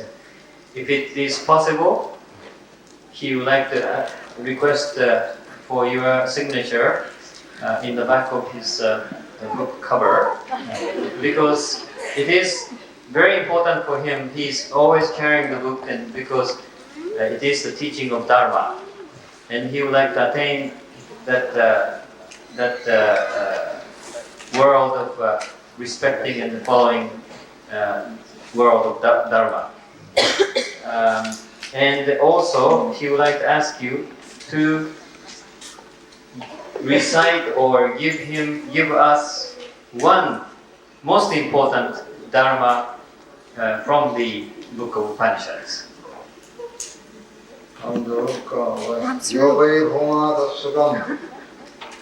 That which is the all-full, that alone is the real bliss. And another very important one, which goes to the root of dharma. Isavasya midagum sarvam yatkinchit jagatyam jagat tena tiktena bunjitha madhudas kasyati dhanam. There are numerous Upanishads. There are numerous Upanishads. 私はサンスクリットを訳すことができませんので、その多くのウパニシャッドがありますので、most important are regarded as 12 or 10. 一番大事なのはその中の10から12ぐらいです。And the first among these is called Isha Upanishad. イシャウパニシャッドが一番大事と言われています。It is a very short, brief Upanishad. あまり長くない。And in the very first verse of this first Upanishad, and the very first line of the first verse, the greatest Dharma teaching has been stated. このイシャウパニシャッドの本の一番最初のところ、第1、ラインに一番大事なことが書かれています。And that declaration states, Isavasyam idagum sarvam yatkinchit jagatyam jagat. This entire universe is pervaded and indwelt by the divine spirit. 簡単に申しますと、この宇宙のあらゆるところに、神の存在が満たしている。If one kept this truth before one's mind always in living one's life, all dharma will become automatically fulfilled. そのことを信じる人が、そのことを信じて生きていけば、残りのダルマは自然にその人のところにやってくる。Because being aware of the presence of the divine, we cannot do anything that is unworthy of the divine. 神を本当に信じていれば、神が不況をお買いになるようなことはできない。したがってダルマを守る生活以外にはできなくなる。And being aware of the presence of the divine in all things, we cannot harm or hurt any living being. 神を本当にその存在を信じている人が他の人を傷つけたり他の人の不況を買うようなことをできるはずがない。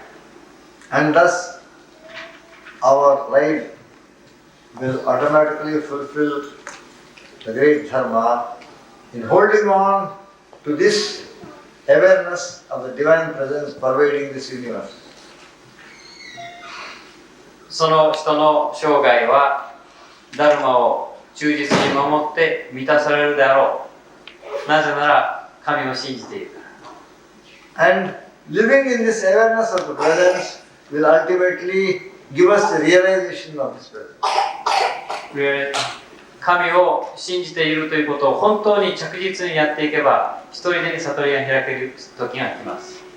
Because the practicing of the presence will itself become the means of realizing the presence. 確実に毎日神の存在を信じていく人はなぜ悟りを開けないで生涯を終わることがあるでしょうか。 And many other Upanishads again and again reconfirm this truth in their own texts. ウパニシャッドはいろいろあるけれども、その一つ一つが今私が言っていることを確認する違う記述に過ぎない。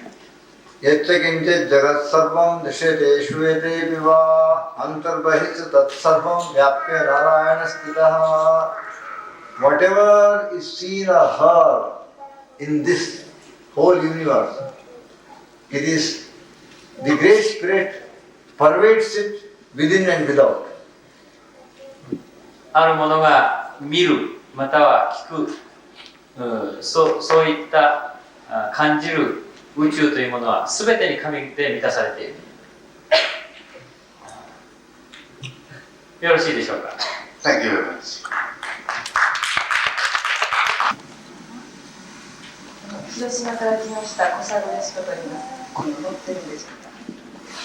というのが私がかつて8年ほど前ですけれども、深い瞑想に陥って病気を自分で出したとき、この辺りで痛くなって苦しくてどんどん叩くとすいません、8年前に瞑想して取った後、ちょっともう一回言い直す。この辺りがちょうどすごく痛くなって熱く痛くなってこれどうしたのかと思って、ちょうどその頃ほとんど食事取らないで全然学会読んでましてね、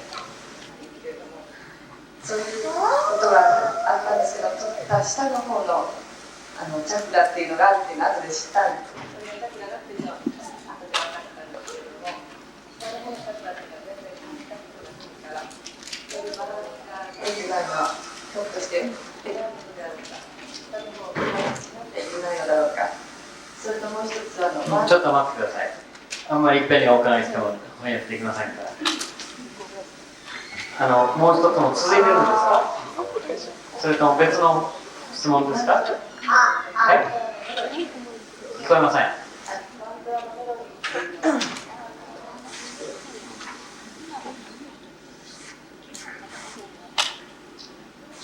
マントラのメロディー。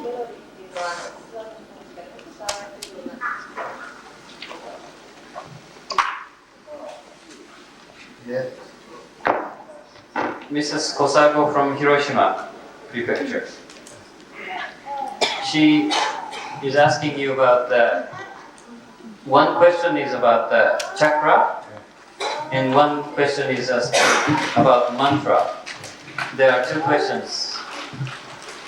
She, about 8 years ago, she was concentrating on her meditation, and she has seen a very unique individual color coming up in her chest area. Individual? Unique? Color like red or yellow. Color. She did not specify any color. Yeah. She felt her chest getting hot and almost painful. At that time, she was not taking any food, and she was very much involved in reading sutras or holy mantras all the time. And she thought maybe she was getting sick, and she 何の上に二重の輪が見えたんでしたっけ？目の上。She saw double rings all over her, above her eyes, and she felt that she was getting blissful joy at above her heart area. But later on, she found out that there was a chakra below her heart area. So, in other words, if she was just getting this chakra illumination coming up above herself and not getting anywhere below her physical body, maybe the balance is not there. That is what she wants to know from you as your opinion. Second question is that... First, let me tell about this one. This experience which she had 8 years ago,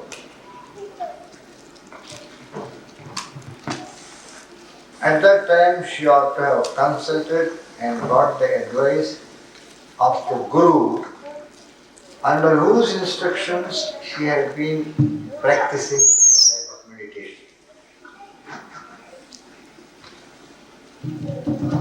8年前にそういうチャクラの光というものを見られたということですが、そういうチャクラの開発をするためには必ずグルーというものが必要であって、そういうグルーまたは瞑想を完全に指導ができるグルーのところでそういう修行をされるべきでした。He would have been able to give her the right explanation of whatever had been experienced. あなたの経験についてすぐにそのことを相談に行けるグルーがそばにいるべきでした。However, this type of experience of sights, seeing of colors and rings, and feeling of special joy are all a usual type of experience as one does meditation etc. regularly and seriously. あなたが今説明されましたこういうカラーを見るとか、それから輪が見えたというような経験、それから非常な喜びを感じたということは別に不思議な特別な経験ではなくて、瞑想に集中しておられる方が始終見る体験です。With a little careful adjustment of diet, one should carry on further this same practice. あまり食べ物を制限したり、そういう断食をするというようなことをしないで、今後とも瞑想に励んでください。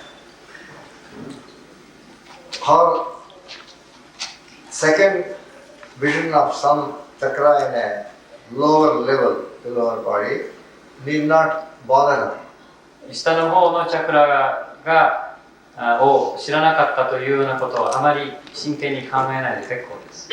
Because we are only concerned really with the ascending series of chakras. そのチャクラが開発されるとかそういうことの目的は、あなたの精神がどこまで高揚していくかということが目的なんですから、チャクラのどれを見たとかそういうことはあまり問題ではありません。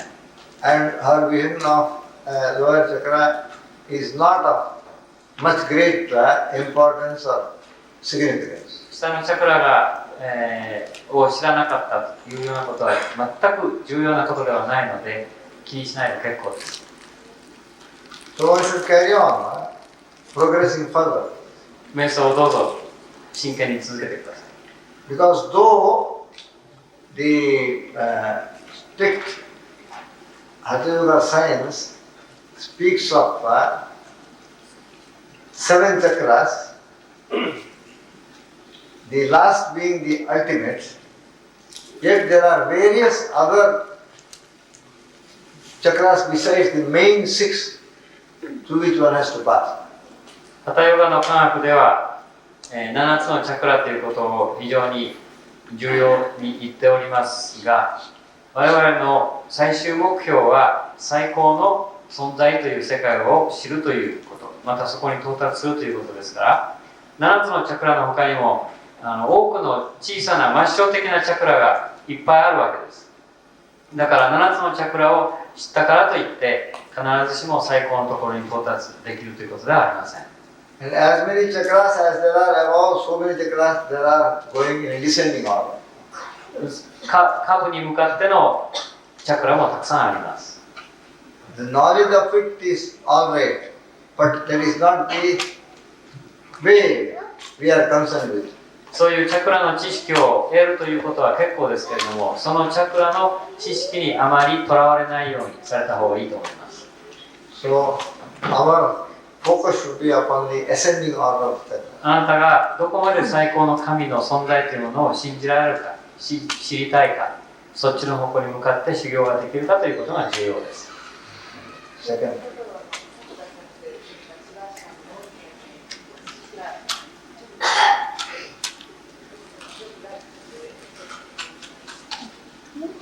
I was following Dr. Sahota's guidance and Mrs. Ochi's guidance of Shiva Ashram, and I was very blissful at that time, and I was very thankful. And the same bliss she can get once again if she carries on to do the practice. どうぞもう自分で十分に瞑想がおできになるようですから続けていかれればさらに素晴らしい幸福が得られるでしょう。That is mantra. She's hearing about this kirtan or melodious prayers of Swamijis. She said Swamijis in plural form. I cannot do my own mantra according to my own rhythm. Yes. Each one can do according to one's own. どうぞご自分の好きな固有のリズムでマントラを唱えられて結構です。じゃあよろしいですか？よろしいですか？はい、次の方どうぞ。はい、マイクを持ってってください。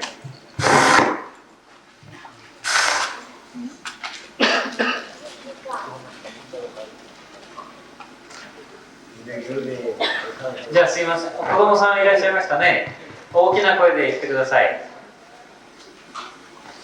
ああ、大変だね。ヨガ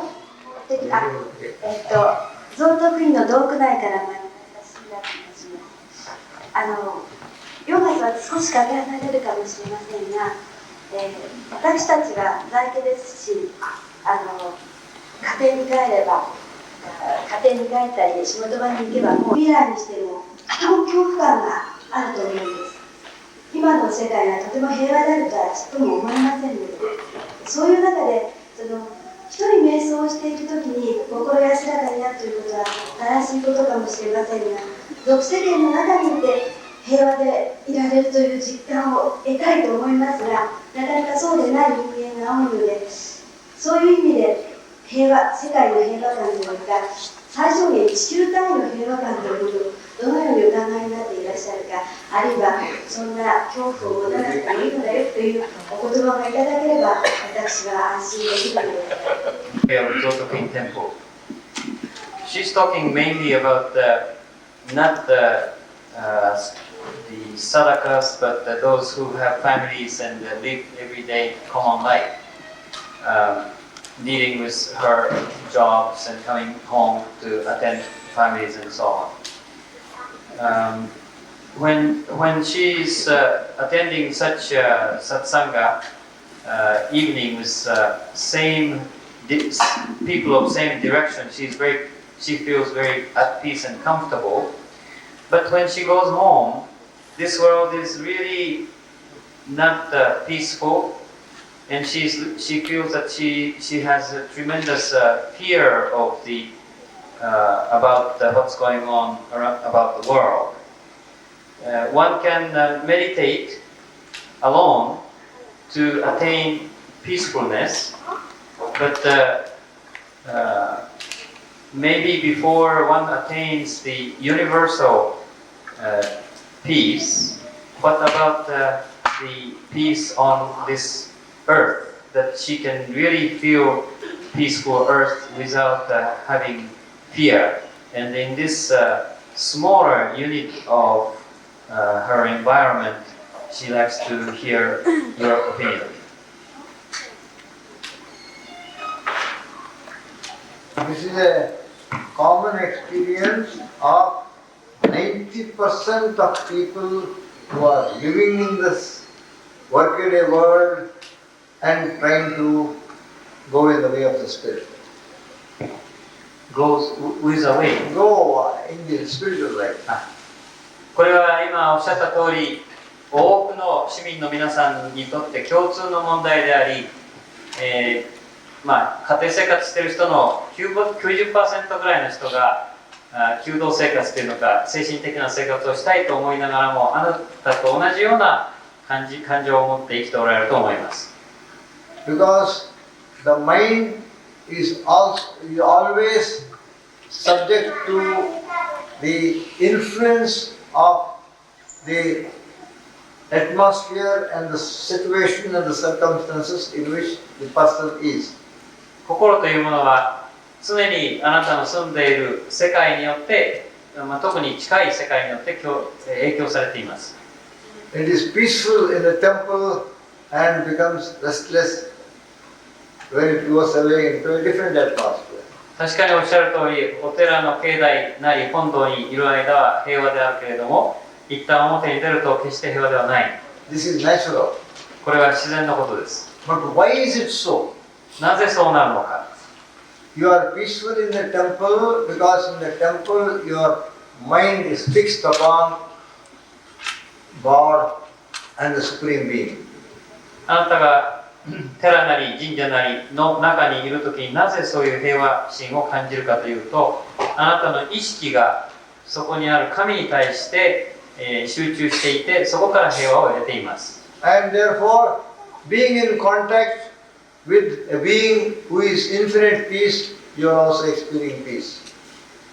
この宇宙に存在する永遠不滅の絶対なる意識というものにあなたの意識がつながっていくから平和が得られます。Therefore, when you go back into your home, continue to keep this contact, inner contact with God. ですから、 Leaving your contact with God in the temple and going away completely separated from Him. お寺や聖なる集まりのところに行った時だけが平和であって、家に帰ればもうそのことを忘れて他のことをすればいいんだという生活の態度ではあなたの平和は得られません。Then that peace will continue to be the background of your mind. 平 Support 和 of your mind. 平和でありたいという工夫をいつも自分の心の中に持つということが大切です。Secondly, when we go into our home atmosphere, we enter too much into contact with the world around us. 第2に、家庭の中ではあまりにもこの俗世界の生活というものが、充満しすぎています。For spiritual people, this is a mistake. あなたが精神生活というものを望むのであれば、その両方をやっていくというわけにはいかないです。Entering into contact with this world, you cannot help it. You have to do it. 私、うちにテレビをつけてどういうことが下界で起きているかを知ろうとします。 They see the horrible headlines in the newspapers. で、新聞を開けてどのようなひどい事件が起きているかということに興味を持ちます。 They may even watch all terrible news on the TV. テレビも同じように競ってもう皆さんにとってはひどいニュース、ひどい事件を、まず第一に報道しようとしています。 And they also unnecessarily listen to gossip of worldly things from their neighbors. 結局、事件とか隣近所のゴシップとか私たちはそういうことに耳を傾けて毎日を暮らしています。 So, the restless world that is a little far off from them, they bring it and put it inside their mind. あなたのところからあなたは何も別に知らなくてもいい、関与しなくてもいいようなそういったひどい世界を一生懸命に自分の頭の中に引っ張り込んできて入れます。 Naturally, that restlessness and fear and anxiety comes into the mind. だから不安になったり恐怖を感じたりするのは当然でしょう。 So, keep the world outside, don't allow it to enter your mind and heart. 不安な世界を知るという努力をしなくてもいいんじゃないですか。 Concern yourself with your duties and with your obligations and your immediate work. あなたの義務を遂行し、そしてあなたの仕事に専心し、そして平和に暮らすような努力をすればいいでしょう。 And keep your inner contact with God also at the same time. 同時にあなたが自分の内側を見つめて、よく内側の世界を見るという生活をされるといいと思います。 Then gradually you will find fear going away and peace coming into your heart, even at home. 少しずつ恐怖がなくなっていきますよ。 Because when you are in contact with God, how can fear touch you? あなたが本当に神を信じるようになったらどうして恐怖を感じる必要が起きてくるのでしょうか。よろしいでしょうか。 Last one question only, if there is. じゃあどうぞ最後の質問です。 Last question. これを最後にしたいと思います。海老名から参りました中川と申します。海老名です。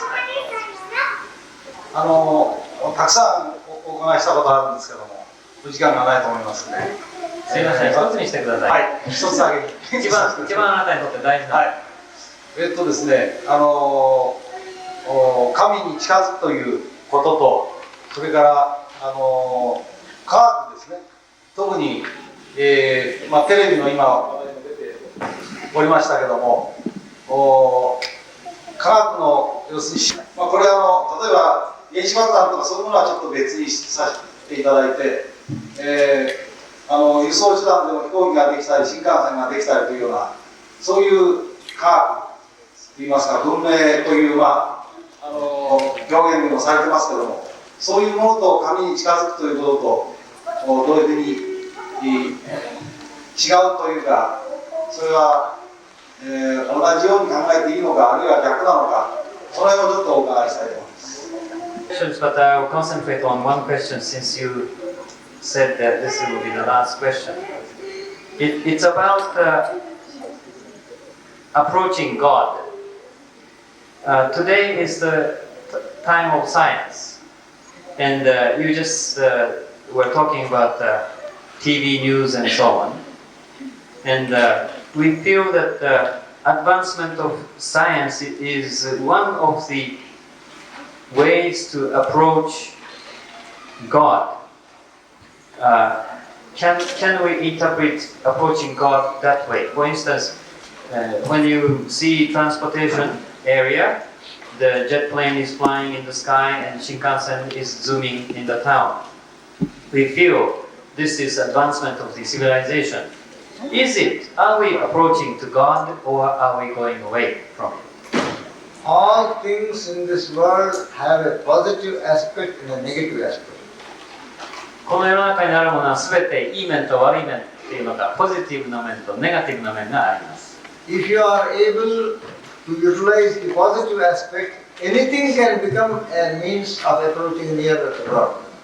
我々が持っている、文明というんでしょうか、そういう自分が処理できるものをいい方向に持っていくのであれば必ず神に近づいていくわけです。And even science also can help you to approach God if the positive aspects of science are utilized. だから科学が人間にとっていい方向に進んでいけば神に向かって進んでいるし、悪い方向に向かっていけば神に対して冒涜を働いているということになります。Negative aspects of science will take us further away from God. 科学がネガティブな方向に進んでいけばますます離れていくわけです。There are some aspects which are neither positive nor negative, they are neutral. ネガティブとポジティブではない中間のものもあります。And these neutral aspects may not help us to go near God. 中間は私たちを神のところには連れて行きません。But if we become too much involved and absorbed in them, they will waste away our time and thus they can become an obstacle. 中間のところにあまり我々が時間を取りすぎますと神のところには近づけないわけですから結局はそれが神に近づく意味で障害になっていきます。See, this is the actual situation. というふうに考えていただいたらどうでしょうか。Because of science, what I am speaking here, you are able to hear. 科学ということによってこのマイクがスピーカーになって大きな声が出るようになりました。Because of science, message can become permanently, kept また with メッ you. セージを録音して後で聞くということもできます。 So, they are all positive aspects that can take us nearer to God. もし後で聞くことによって有益になるんだったら大変結構なことです。 Because ultimately, science also is a manifestation of the Supreme Spirit. 科学に大変な努力をしているというのもやはり人間が神に近づきたいという一つの努力なのではないでしょうか。 So, there is no inherent badness or evil in science. There is no inherent 私は evil. そういう意味で科学をあたかも何か悪いことをしているように誹謗する気は全くありません。 It is how we relate ourselves to it and utilize it. ど That うい makes うふうに it それを good. 利用するかに大きな問題があります。よろしいでしょうか。Thank you very much.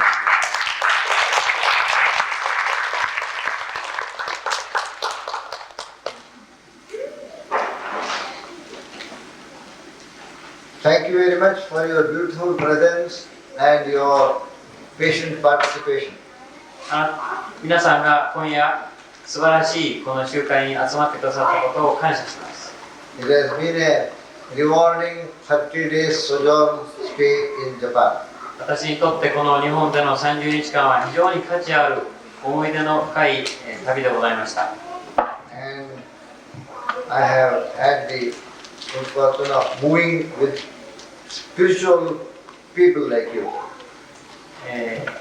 多くの精神的に模索をしている人たちや求道者と一緒に、都会から都会へ修行会場から他の会場へと移る経験を持ちました。 And I thank the Supreme Being for this great gift and great grace. これはすべて神が私にこういう素晴らしい案内をしてくださったのだと考え大変感謝しております。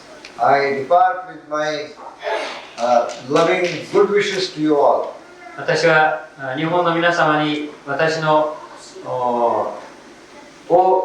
多くの愛と、それから皆さんに素晴らしい生活をしてほしいという願いを持って去ります。And my sincere prayers for your long life and good health and your unhampered progress in the spiritual path.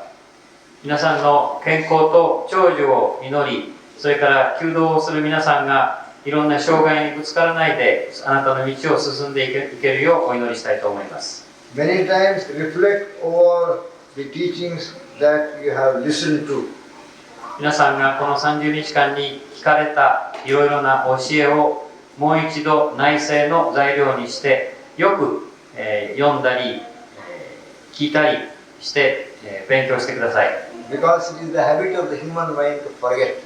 人間はいわゆる熱いところから離れるとすぐに忘れる癖があります。And more you reflect over things you have heard, the deeper you understand the real meaning. 何回も読み直し、聞くことによって、自分の内省をしていくことによってあなたの修行が進みます。And as much as you can, apply it in your daily life and start practicing. 私が皆さんにアピールしたいのは、知る、聞く、読むだけではなくて、その知識を毎日の自分の生活の中に取り入れ、実践していくことです。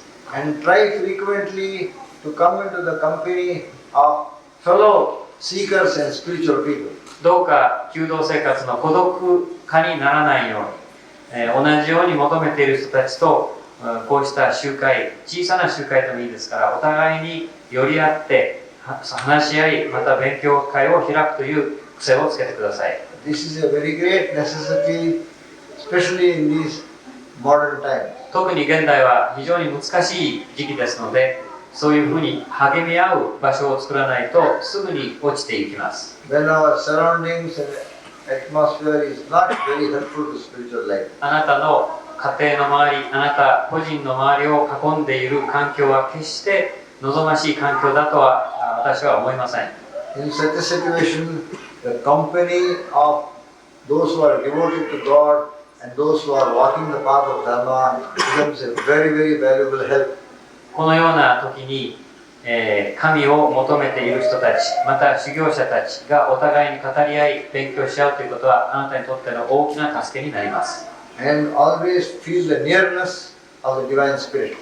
神はあなたのすぐそばにおられます。それを感じるか感じないかはあなた次第です。Never think of it as something far away or remote. 神という言葉を聞くたびに遠い、空を見上げないで、あなたのすぐそばにおられるということを感じてください。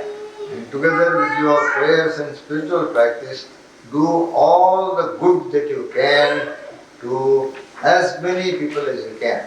精神修行をするのと同時に自分が得る素晴らしい思いをあなたの同僚や仲間の人たち、隣近所の人たちに分け与えるという努力をしてください。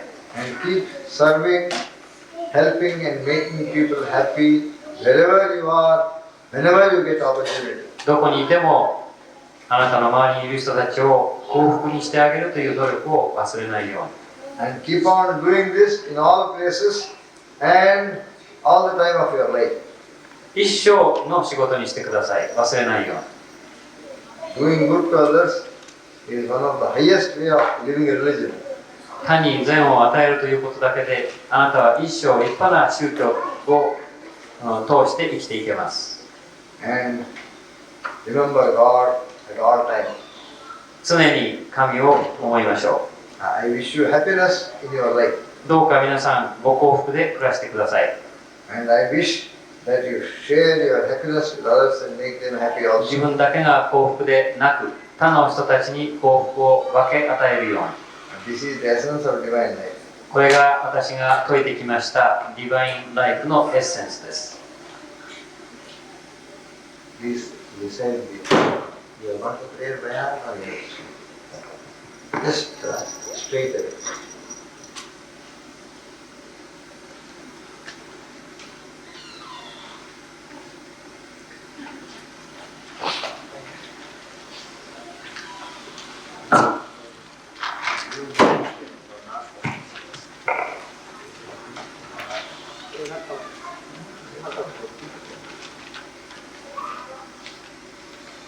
宇宙の祈りを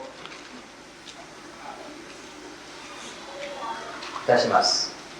宇宙の祈り、王を崇拝する慈悲と愛の神よ、あなたを礼拝し、御足にひれ伏します。あなたはあらゆるところにおられ、全能であり、全知でいらっしゃいます。あなたは完全なる実在、意識、至福でいらっしゃいます。あなたはすべての命あるものの内在者でいらっしゃいます。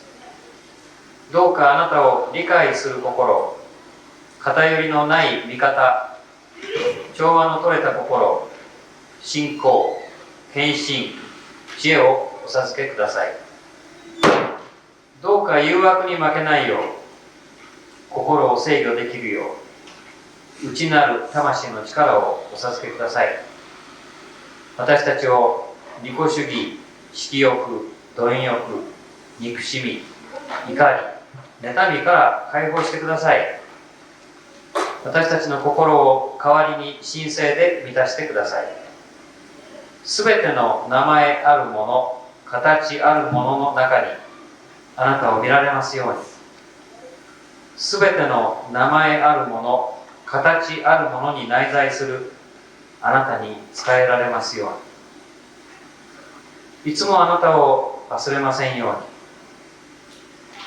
うに。いつもあなたの栄光を歌うことができますように。いつもあなたの御名が私たちの唇にありますように。いつまでも私たちがあなたの中にいられますように。いつまでも私たちがあなたの中にいられますように。いつまでも私たちがあなたの中にいられますように。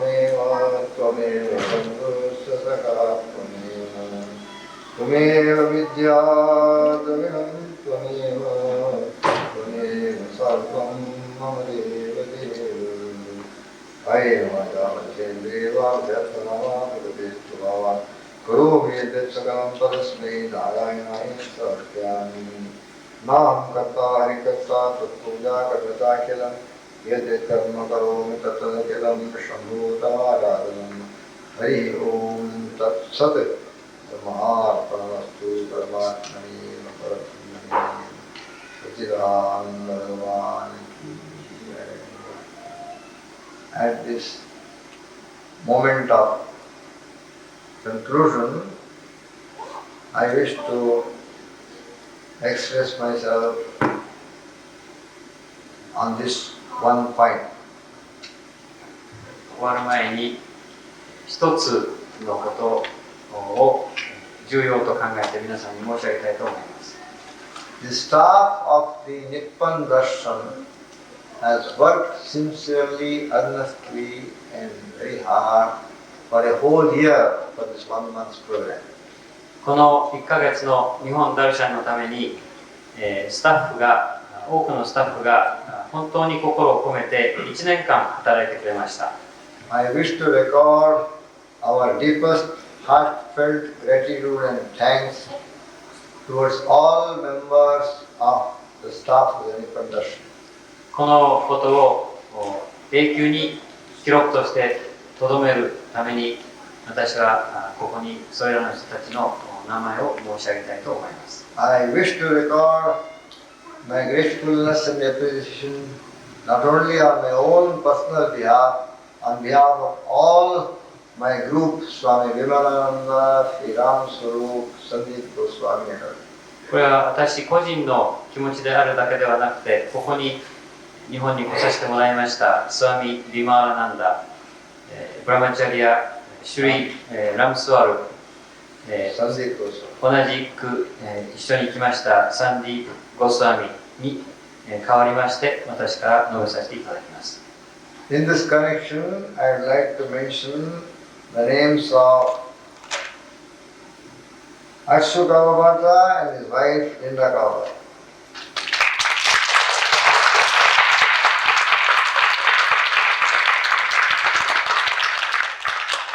President of the Oito Divine Necessity branch in fact. Also, I like to mention the name of Hiroshi Shuto, the chairman, and Noako Ozawa, the secretary.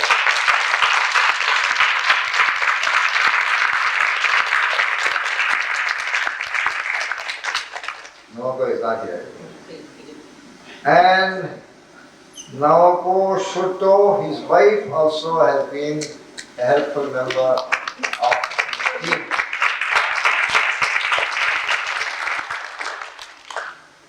I want to also mention the name of Kenjiro Yamori and Tomoko Nakanishi and Naoko Miyazaki.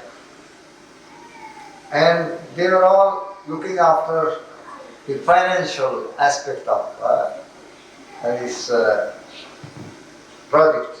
会計をした人たちです。And I don't find the name of Mr. Kando. Ah, so. And our Mr. Kumaya also has taken great interest in this project. Mr. Kumaya,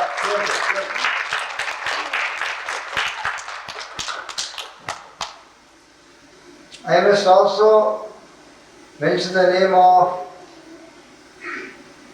Yukinori Yasuyama and Yukinori Ishizaki. They were the recording people, right?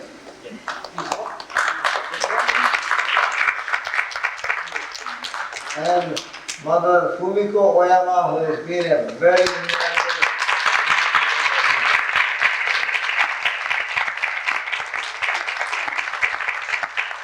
and assistant interpreter has been Kazumi Matsuki. Yeah? She is a waiter. And oh, yeah, Tomoko Kubo. Kubo Tomoko.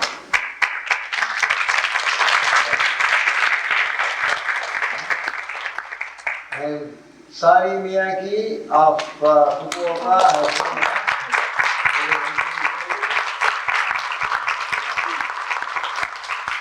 and one person who has worked hidden away, Michiko Abe, who has been working on the sewing. And Masako Tokita.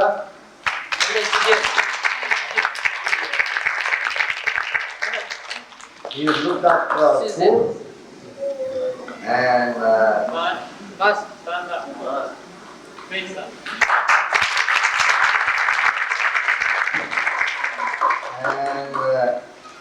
Hiromi Nagaoka, he is assistant in the kitchen, and Yoko Takazuno, also another assistant, and Chizuko Kano. They are all assisting her, including the Swami. And to all of them, our heartfelt thanks. And to the organizers of the 2 other retreats and the 2 other lectures, one in Medo-Kaikan, Sabo-Kaikan, and a retreat in Kyoto, and a retreat in Tokyo. For all of them, our grateful thanks. Especially Mr. Kumagai, who organized Kyoto retreat and Tawano Sensei from organized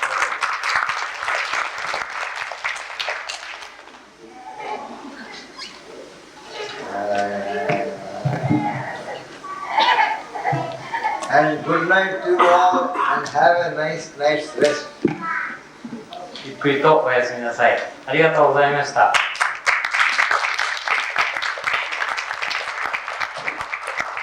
And may tomorrow dawn is a very bright day to you. 明日が光り輝く日でありますように。 With both sunshine outside as well as inner sunshine. 私の言う太陽の輝きというのは外だけではありません。内側もです。And the inner sunshine, let it always remain shining. 内側の太陽は外が雨が降っていても雲がかかっていても光り輝きますように。Om Namyo Renge Kyo, Namyo Renge Kyo, Namyo Renge Kyo, Namyo Renge Kyo, Namyo Renge Kyo, Namyo Renge Kyo, Namyo Renge Kyo, Namyo Renge Kyo, Namyo Renge Kyo.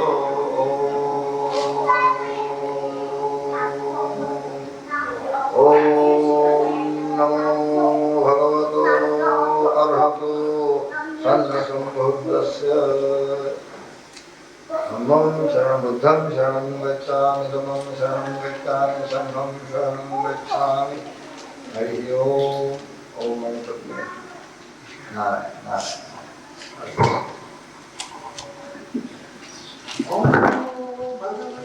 Shivanandaya, Om Namo Bhagavate Shivanandaya, Om Namo Bhagavate Shivanandaya, Om Namo Bhagavate Shivanandaya, Om Namo Bhagavate Shivanandaya, Om Namo Bhagavate Shivanandaya, Om Namo Bhagavate Shivanandaya, Om Namo Bhagavate Shivanandaya, Om Namo Bhagavate Shivanandaya, Om Namo Bhagavate Shivanandaya, Om Namo Bhagavate Shivanandaya, Om Namo Bhagavate Shivanandaya, Om Namo Bhagavate Shivanandaya, Om Namo Bhagavate Shivanandaya, Om Namo Bhagavate Shivanandaya, Om Namo Bhagavate Shivanandaya, Om Namo Bhagavate Shivanandaya, Om Namo Bhagavate Shivanandaya, Om Namo Bhagavate Shivanandaya, Om Namo Bhagavate Shivanandaya. すいません、なんだかね、藤井総長が私とストライクしてる。Dancing, dancing. Fuji大総長 wants to take picture of Tawara. Om Namo Bhagavate Shivanandaya, Om Namo Bhagavate Shivanandaya, Om Namo Bhagavate Shivanandaya, Om Namo Bhagavate Shivanandaya, Om Namo Bhagavate Shivanandaya, Om Namo Bhagavate Shivanandaya, Om Namo Bhagavate Shivanandaya, Om Namo Bhagavate Shivanandaya, Om Namo Bhagavate Shivanandaya, Om Namo Bhagavate Shivanandaya, Om Namo Bhagavate Shivanandaya. Om Namo Bhagavate Shivanandaya. Om Namo Bhagavate Shivanandaya.